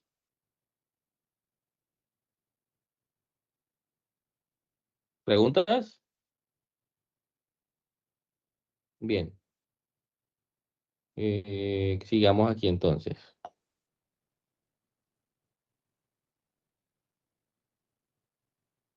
Vamos a ver lo que es nosotros, que es un índice. ¿Listo?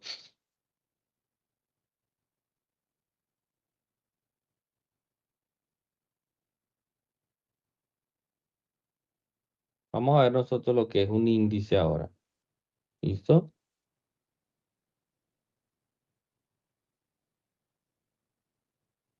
¿Alguien ha escuchado, tiene una idea más o menos de qué es un índice? Bien. Un índice es una estructura que nos permite a nosotros mejorar, ¿listo? La forma en que nosotros recorremos una tabla, ¿listo? ¿Por qué? Porque se crea otra copia de ella básicamente de una forma que se crea algo que se llama árbol de búsqueda binario, ¿listo? Entonces, una estructura de datos auxiliar, ¿listo?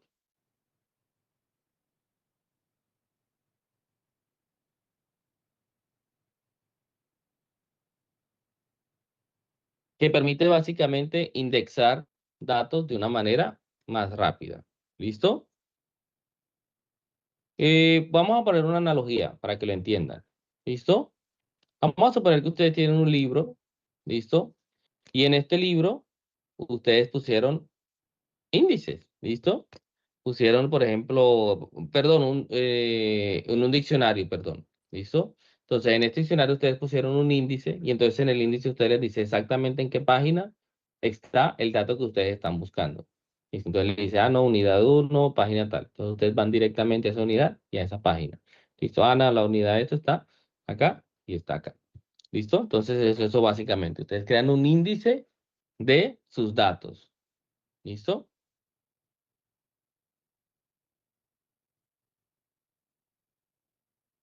Pregunta, muchachos, con lo que es un índice. O sea, tiene como que la misma lógica que un árbol binario, ¿no? Ya vamos a eso. ¿Listo? Ya vamos a ver cómo funciona eso. ¿Listo? Pero sí, de hecho, una de las formas de crear un índice es con un árbol binario de búsqueda o un BST. ¿Listo? Ahora, por qué utilizar índices, profe? Bueno, muchachos, porque si nosotros no utilizamos índices, tenemos que hacer una búsqueda lineal. ¿Listo? Entonces, en una tabla de 1 millón de empleados, digamos, y estamos buscando por un atributo que no está indexado, tenemos que buscarlo uno por uno, ¿listo? Porque nosotros sabemos que no hay otra forma de hacerlo, ¿no? Sin embargo, ustedes sí conocen otra forma, ¿no? De utilizar un mejor algoritmo, ¿no? Que es el algoritmo de búsqueda binaria, ¿no? El algoritmo de búsqueda binaria, pero requiere algo, que los datos estén ordenados. Si no están ordenados, no permite utilizarlo, ¿listo? Pero es muchísimo más rápido. ¿Listo? Porque nosotros vamos directamente al dato que queremos encontrar. Vamos a nuestro índice, en el índice revisamos. Bueno, voy a buscar a la persona con cédula 123. Entonces, la persona 123 está en esta página. Entonces, voy directamente a ese bloque de memoria y indexo directamente a esa persona. ¿Listo? Entonces, bueno, ya vamos a ver las consecuencias de utilizar un índice. ¿Listo? Porque cualquiera diría, profe, pero entonces utilicemos índices para todos, ¿no? Pero ya vamos a ver por qué sí y por qué no. ¿Listo? Pregunta, muchachos, con lo que es un índice y por qué utilizar índices. Básicamente considérenlo así. Con un índice nosotros damos directamente a ese bloque de memoria donde está guardado los datos. ¿Listo?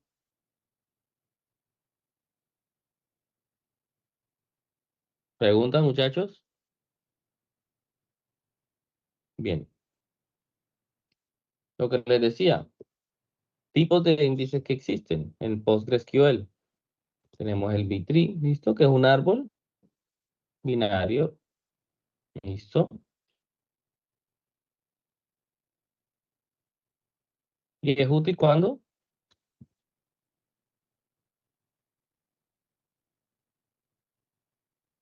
Resulta útil cuando necesitamos realizar comparaciones. ¿Listo? Ok.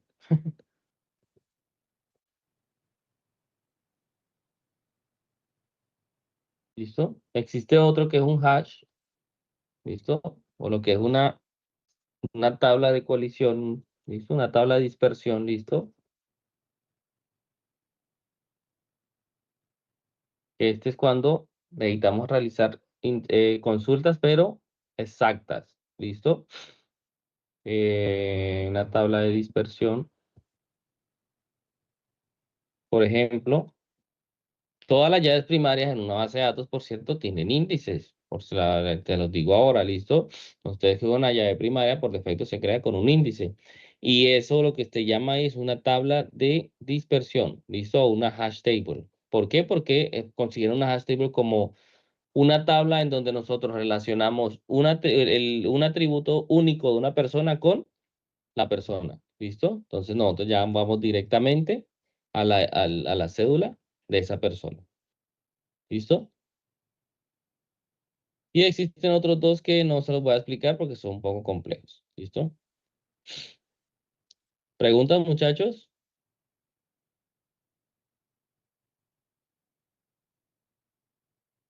Bien. ¿Cómo se crea un índice? Para crear un índice utilizamos la instrucción create index. ¿Listo? Ponemos un nombre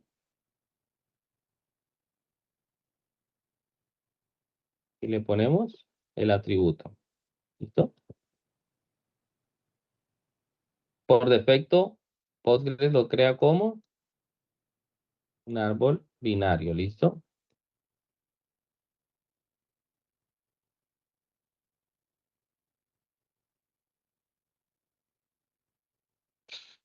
Ahora, ¿se pueden crear índices en varias columnas? Sí, se pueden. ¿Listo? Por ejemplo, una inscripción, estudiante, materia, ¿listo? Y aquí ponemos los atributos donde queremos que se creen.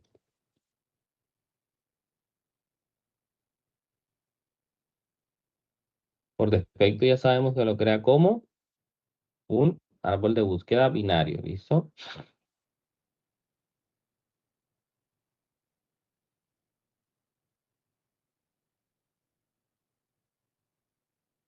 ¿Listo?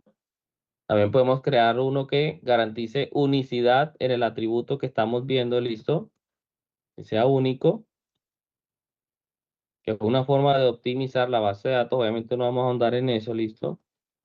Ya para los que se interesen en base de datos más adelante. Pero con unique garantizamos que el atributo sea único y en este caso lo que hacemos es, con esta instrucción que estamos haciendo aquí, estamos creando un índice mucho más rápido. ¿Listo? Y por último podemos crear un índice basado en una condición. ¿Listo?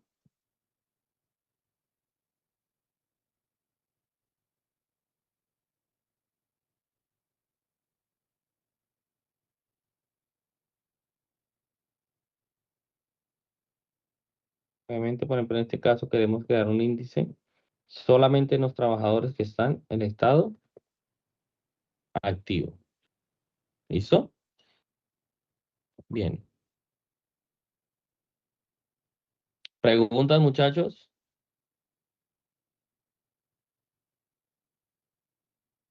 Para dropear un índice, para eliminarlo, pues, utilicen la cláusula drop. ¿Listo? Que es la de ML, el drop, que siempre hemos utilizado. ¿Listo? ¿Preguntas, muchachos? Entonces, el sí o sí lo entrega como árbol binario. Por defecto, sí. ¿Listo? Y si queremos de otra forma, De otra forma, con el unique. ¿Listo? En este caso, estás indexando el correo, perdón, al usuario por su correo. ¿Listo? Considera una tabla de dispersión como, vamos a ver, es que si pudiera dibujar. Considérala como una tablita en donde están todos los correos de los usuarios. ¿Listo? Tienes una tablita en donde están todos los correos, el tuyo, el mío, etcétera. ¿Listo? Y esta tabla está organizada. ¿Listo? Que hay una forma de que la base de datos pueda acceder directamente a ella. ¿Listo? Al espacio de memoria en donde está ella. ¿Listo? Entonces, cada una de estas casillas que hay en esta tablita está de una forma relacionada con tu usuario, con el empleado en este caso, ¿listo? Entonces, este correo con este empleado, este correo con este empleado, este correo con este empleado. Así la base de datos son ya como, sabe. como punteros, ¿Cómo sean qué? como Como un punteros puntero, en programación. así es, exactamente. De hecho, se llama tabla de dispersión por eso, porque no pueden haber dispersión, no pueden haber hash. Perdón, solo puede haber un hash. Lo que quiere decir que un hash es la representación única de un dato. ¿Listo? En este caso, tu correo es tuyo propio, no hay de nadie más. Entonces, si alguien intenta ingresar otro correo dentro de esa tabla de la misma forma tuya, va a fallar. ¿Listo?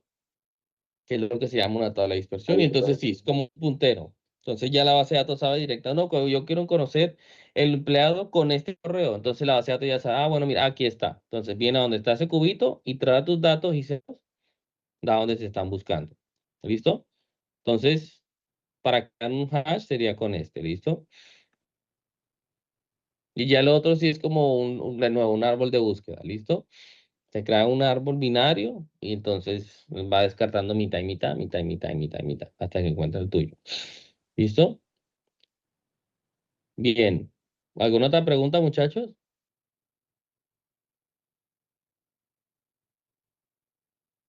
Bueno, muchachos, entonces, ¿cuándo utilizar índices? Diría uno, profe.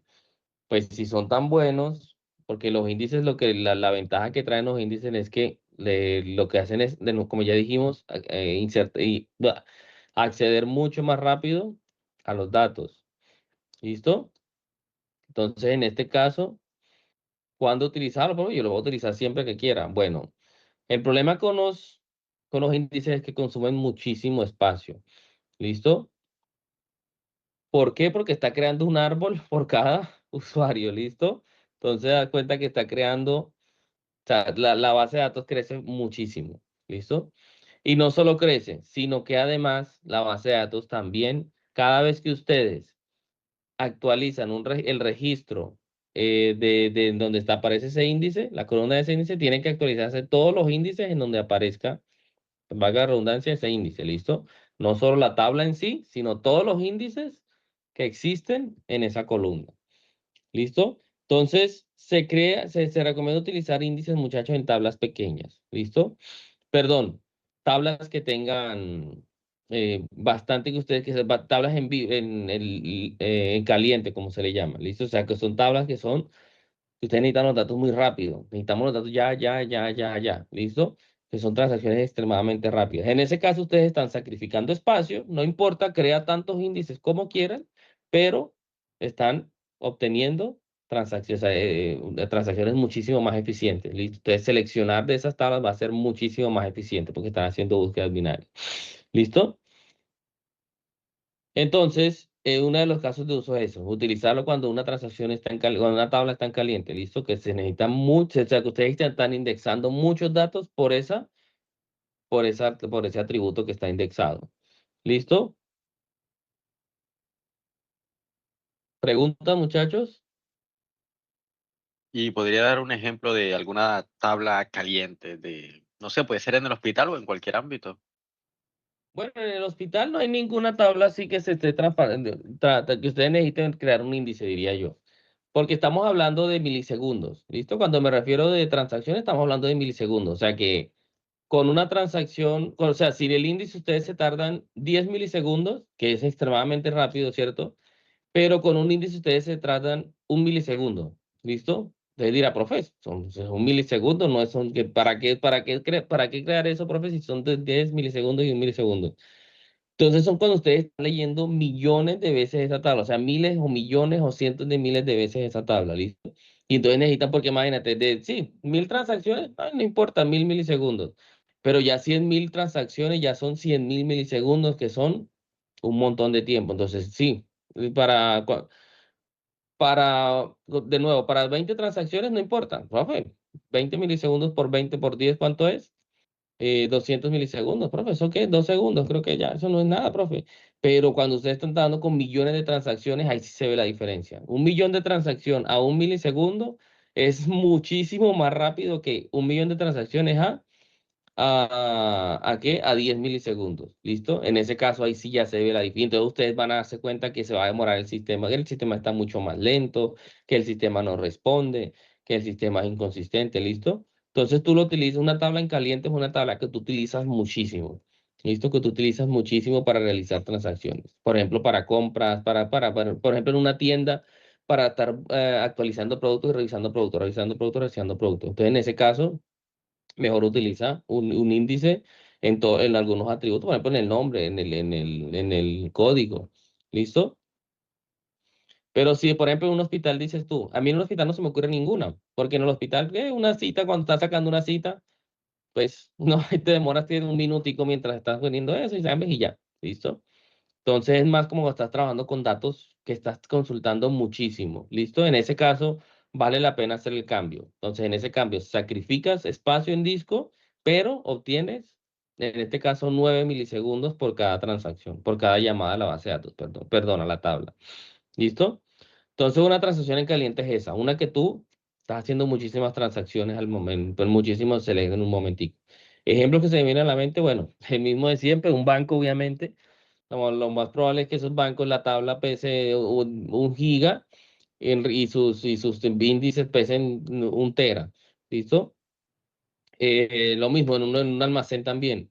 En un almacén que tiene 10 cajas y entonces estas 10 cajas siempre están llamando a los productos. Entonces en ese caso también valdría la pena utilizar un índice en el producto. ¿Listo? Para que se lean muchísimo más rápido. Pero entonces sí, son los casos de uso que se me vienen a mí. Es cuando, como te digo, necesitas muchísima rapidez. ¿Listo? Pero de nuevo, todo eso es relativo, como te digo. Cuando son pocas transacciones, ¿para qué si no la necesitas? ¿Listo? Y no solo transacciones, sino también el tamaño de la tabla. Si la tabla es muy pequeña, tampoco es recomendable utilizar, tampoco utilizar índices, ¿listo? No se recomienda utilizar índices en tablas muy pequeñas. ¿Por qué? Porque la búsqueda es muy rápida en tablas muy pequeñas, ¿listo? Como ustedes ya sabrán, ya voy a ir a una introducción, una búsqueda lineal tiene complejidad n, ¿no? Entonces, sí o sí tiene que recorrerla hasta el final en el peor de los casos. Entonces, cuando una tabla es muy grande, sí conviene utilizar un índice. O sea, que tiene millones y millones y millones de registros, conviene utilizarla.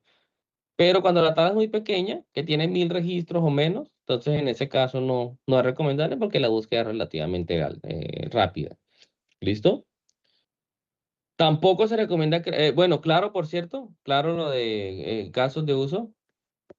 Sí, señor. Ok. Tampoco en donde las columnas cambian bastante, porque de nuevo, cuando ustedes actualizan una columna, se actualiza el índice completo, ¿listo? Entonces no se recomienda tampoco. Donde hay valores valores, por ejemplo, multivaluados. No creen un índice en donde el valor es no binario, porque hay también un índice que es binario, por cierto, un índice que es binario y que también es extremadamente rápido y se llama mapas de bits, que también permite indexar por medio de si es los ceros y los unos. Pero cuando son valores cuando son valores distintos muy pocos, por ejemplo, género, no sé, masculino, femenino, u otro, indefinido, no sé, algo así, ¿listo? Entonces en ese caso tampoco conviene crear un índice, ¿listo? Hay otro índice que se llama mapas de bit, como les digo, pero ese no lo vamos a ver acá, que es también para crear o indexar valores binarios, ceros y unos, ¿listo? Bueno, evidentemente, donde sí crear índices, obviamente en las llaves primarias, aunque por defecto ya se creen listo, pero también en las columnas que ustedes van a utilizar muchísimo, también se recomienda. ¿Listo? ¿Alguna otra pregunta, muchachos? Profe, pero entonces en el proyecto uno debe crear índices o no los crearía. Sí, claro, sí, agréguenle índices. No se olviden que el proyecto, muchachos, tienen que agregar todo lo que dimos hasta hoy, que es la última clase. ¿Listo? Hasta hoy yo voy a calificar. ¿Listo? Entonces agreguen un índice y lo justifíquenlo. A mí no me interesa tanto la consulta. Yo sé que eso es de ChatGPT, pero lo hacen en 5 minutos. Me interesa más que lo justifiquen. Mire, profe, nosotros utilizamos aquí un índice porque vamos a estar llamando esta tabla tantas veces, etcétera, etcétera, etcétera. ¿Listo? Entonces es más eso que otra cosa. Bien. ¿Alguna otra pregunta, muchachos?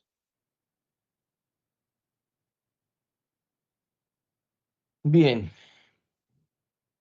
¿Cuánto falta? Vamos a ver ya el último temita ya, que es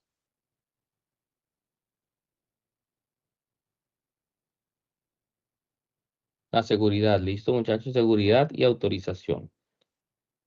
Ya hemos hablado de eso bastante antes, ¿no? Que nosotros tenemos que buscar maneras de restringir el acceso a nuestra base de datos, ¿listo? De alguna u otra manera tenemos que restringirlo. basado en roles, basado en usuarios, ¿cierto? Basado en condiciones, en claims, ¿listo? Entonces, en las bases de datos, el principio de mínimo privilegio es el que se utiliza, ¿listo? ¿Qué quiere decir eso? Que un usuario solo debe tener acceso a lo que necesita para su trabajo, nada más. ¿Listo?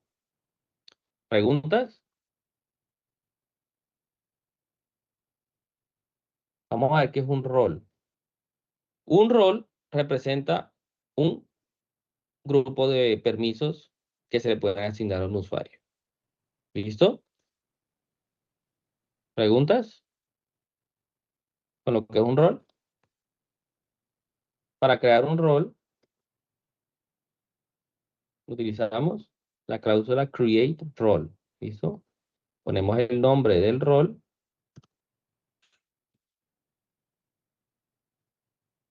Utilizamos login password, que es la contraseña para que inicie sesión. Y le ponemos aquí una contraseña. ¿Listo? Y aquí ya creamos un rol. ¿Listo? Y ahora también podemos crear un rol que no necesite contraseña. ¿Listo? En este caso ponemos el nombre, listo. Y simplemente lo ponemos con create role. ¿Listo? Y ahora, ¿cómo le asignamos un usuario a ese rol? Utilizamos la cláusula grant. ¿Listo? Ponemos equipo de ventas, ¿listo? Que es este rol. Y ponemos aquí usuario, se lo vamos a agregar. Entonces, como pueden ver acá, muchachos, de esta forma es que ustedes crean un usuario para su aplicación, ¿listo? Create role, el nombre del usuario, ¿listo? Y la contraseña con la que va a hacer login, ¿listo? Y de esta forma nosotros agregamos un usuario, en este caso cajero, a otro rol, a un rol, perdón. ¿Listo? ¿Preguntas, muchachos? Bien. Ahora, existen diferentes tipos, bueno, vamos a hablar que es un privilegio, ¿listo? Un privilegio es una acción por la que el usuario está autorizado a realizar, ¿listo? Dentro de una base de datos. Entonces, un privilegio es qué tanto puede hacer al final un usuario en una base de datos. ¿Listo?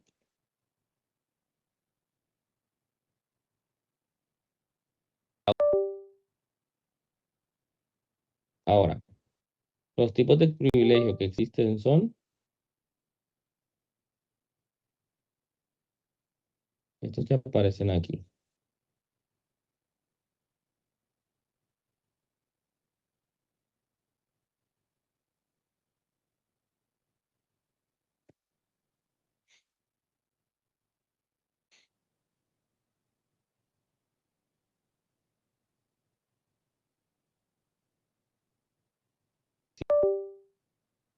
¿Listo?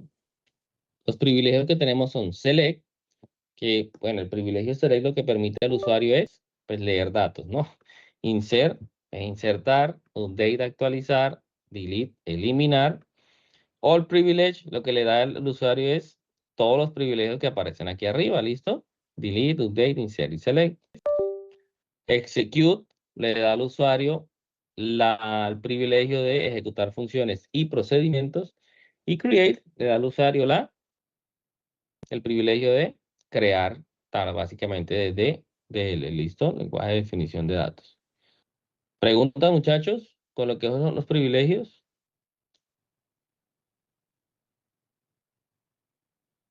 Ahora, ¿cómo se conceden esos privilegios? Para conceder privilegios existen dos cláusulas, ¿listo? Bueno, existe una, perdón, se llama grant. Y grant, y luego escribimos el privilegio. En este caso le vamos a otorgar el privilegio select, que como ya vimos es el que permite seleccionar, ¿listo? De tablas. ¿En qué tablas? Bueno, pues en la tabla empleado, ¿listo? ¿A qué rol? A el cajero. ¿Listo? Entonces, le vamos a dar el privilegio al rol cajero, en este caso al usuario cajero, ¿listo? De seleccionar en la tabla empleados. ¿Listo? ¿Pregunta, muchachos? Bien. Vamos a otorgarle el privilegio de seleccionar, insertar y actualizar en la tabla ventas, ¿listo? Al equipo de,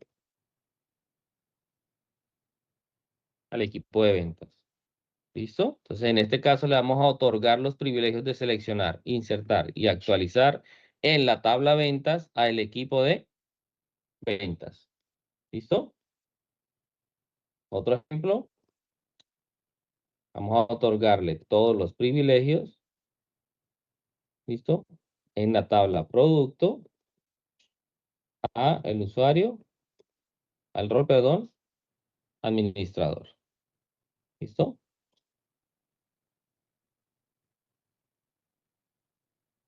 ¿Listo? Pregunta, muchachos, ¿cómo se otorgan los privilegios? Bien. También podemos otorgar privilegios sobre atributos, ¿listo? Por ejemplo, si nosotros queremos que un rol solamente pueda acceder a 2 columnas, por ejemplo, a nombre y a departamento, ¿listo?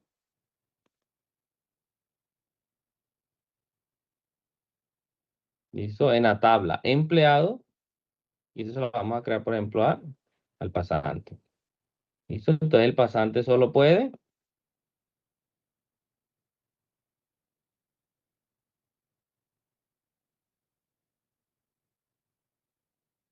El pasante solo va a poder seleccionar el nombre y el departamento de la tabla empleado. ¿Listo? Ahora, vamos a suponer que queremos otorgarle al administrador, ¿cierto? El permiso de observar, de seleccionar todos los atributos sobre todas las tablas. ¿Listo? Entonces nosotros utilizamos Grand Select on all tables in schema. Ponemos el nombre de nuestro esquema. ¿Listo?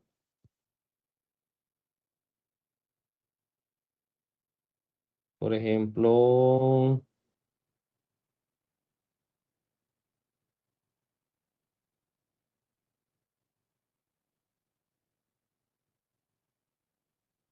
hospital. ¿Listo? Y aquí le decimos a quién se lo vamos a dar. ¿Listo? Y por último, aquí ya vimos que fue grant, ¿cierto? Execute, un function. ¿Listo? Es que es para otorgar, ejecutar una función, ¿listo? Al profesor. ¿Listo? ¿Preguntas, muchachos?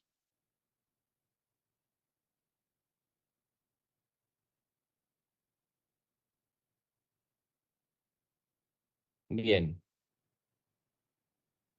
Ahora también podemos revocar permisos. ¿Listo? Con la cláusula revoke. Y lo que hacemos es lo contrario. Por ejemplo, si queremos quitarle todos los privilegios al administrador sobre productos, lo que hacemos es revoke all privilege o tal. ¿Listo? O sea, reemplazamos grant por revoke. ¿Listo? ¿Preguntas, muchachos?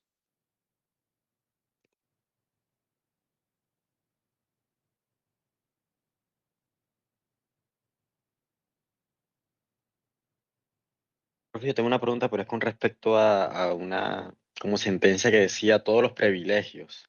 Ahí decía todos los anteriores. Y ahí estaba el select, estaba el update y todo eso. Y abajo habían otros.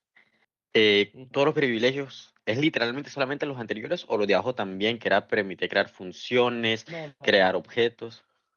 No, solo los de arriba. O sea, el all privilege son delete, update, insert y select. Execute es diferente a all privilege y create también. ¿Listo? Toca hacerlos de una manera diferente. ¿Listo?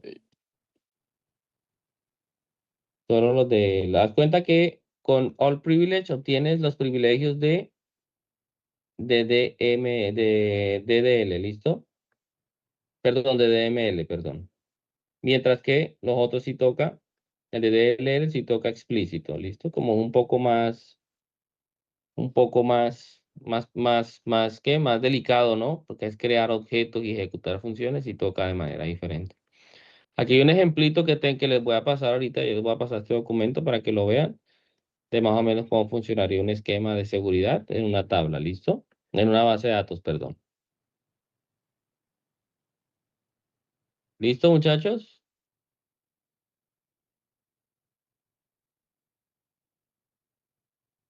¿Alguna otra pregunta?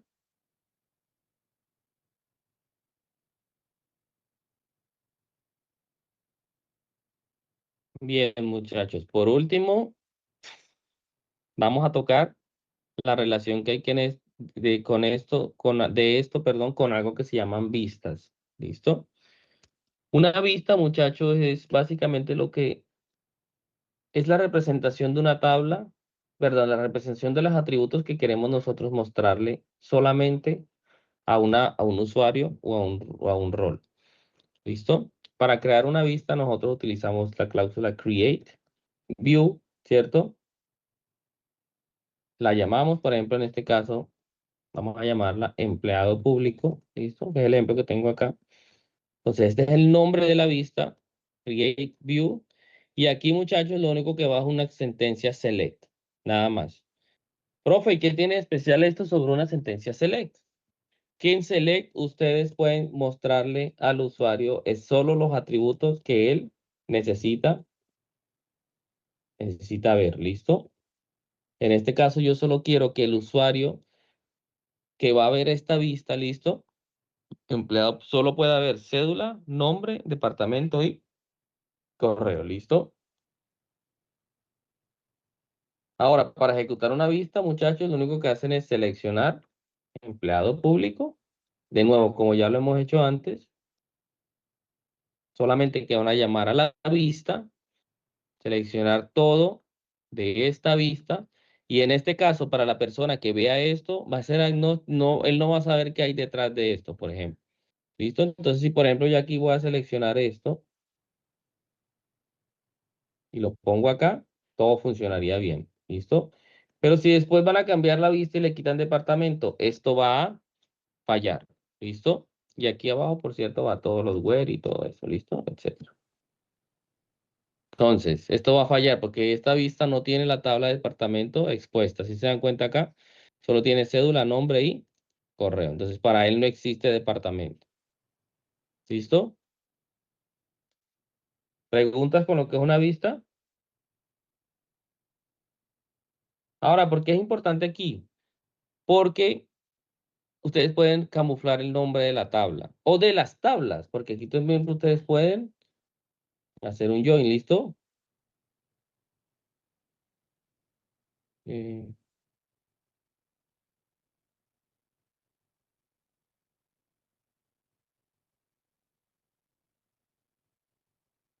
¿Listo? Ustedes pueden hacer un join acá, ¿listo? Y para esta persona, él no sabe que existe empleado ni que existe departamento. Él lo único que sabe es que existe empleado público. Y de pronto aquí ustedes van a traer la cédula del empleado, el nombre del empleado y el correo del empleado. Y también van a poner el nombre del departamento, ¿listo? Y la ubicación del departamento. ¿Listo? Para esta persona solo existe empleado público. Para él no existe ni empleado ni departamento. ¿Listo? Y esto es útil para lo que estamos viendo ahora porque nosotros con la cláusula grant, ¿listo? Podemos otorgarle privilegios a,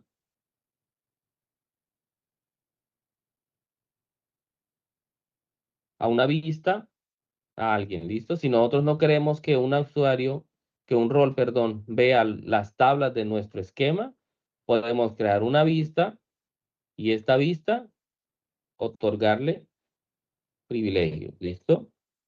En este caso, por ejemplo, el pasante. El pasante no puede ver nada de eso. ¿Listo?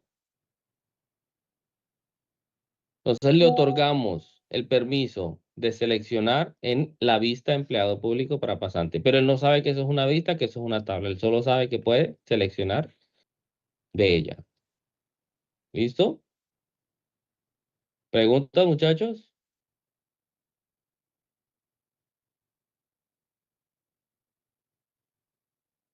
Bien. Entonces dejemos hasta ahí, muchachos. Ya hasta aquí entra entonces el parcial. Les voy a mandar entonces los ejercicios que les dije. Ya se los voy a mandar después de colgar acá. ¿Y tienen alguna pregunta? Bueno, yo como tal la pregunta no es que si puede pasar los scripts que ha hecho en toda la clase, por favor, al WhatsApp. Listo, ya se los mando. Ya también se los mando. ¿Listo? Bien, muchachos. Entonces eso sería todo. Nos vemos entonces la próxima clase. Chao, muchachos. Disculpe, ¿Cómo? al final los compañeros que fuimos a esposar, bueno, no es necesario que vayamos a hacer el parcial, ¿verdad? No, no, no. Los que fueron a Esposo Juan, no. Y al Profe, final el entonces, proyecto Los también que fueron a quedamos exonerados Esposo. sobre el proyecto o el proyecto nos toca todavía hacerlo. No, el proyecto tampoco. Ya los que fueron a Esposo Juan ya sacaron ahí su nota. ¿Listo? Ya. Listo, entonces, Listo, muchas ya. gracias. Entonces nos vemos lo que sí les recomiendo es que vayan a la entrega de notas, ¿listo? Como para dejar la nota ya ahí puesta. Que sería después el otro, Listo. desde el otro jueves que viene más arriba, ¿listo? Que ya es la última entonces vez que nos vemos. sería este jueves Pero el yo parcial. creo que se Perdón, puede, sí, el jueves tengo que viene entendido más que arriba. solamente se puede subir notas al 16. ¿Cómo, cómo? Tengo entendido que solamente se pueden subir notas hasta el 16. Ya reviso el calendario académico, ¿listo? Ya les digo cuándo. Espérense un momentico, reviso acá. Les digo cuándo. A ver, 16, o sea, ya reviso el calendario académico y les confirmo. De hecho, voy a revisarlo una vez para confirmarles, ¿listo?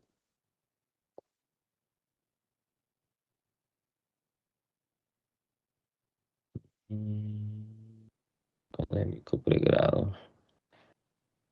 Actividades académicas, tercer corte evaluativo, examen final, 9 al 16. Sí, tiene toda la razón.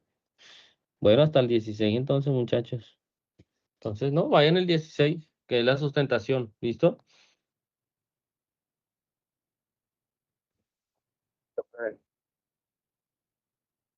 Sí. Bueno, muchachos, los dejo entonces. Nos vemos en toda la otra clase, ¿listo? No se enfoquen en la semántica, ya les he dicho, no importa. Más bien ese tiempo que están desperdiciando ahí, utilícenlo en estudiando, listo, lo que tienen que estudiar. Que sí o sí hay que hacer parcial la otra clase. Entonces, nos vemos, muchachos. Hello, profe. Chao. Agua va a detener la grabación.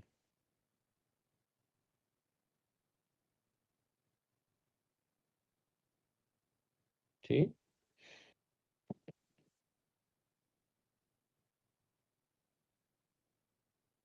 El 16 ya es la última día de clase, entonces yo les voy a dar su nota. Ya la otra clase es el parcial y la siguiente es la sustentación y ya las notas definitivas, ¿listo? Bien. Bien, muchachos, nos vemos entonces.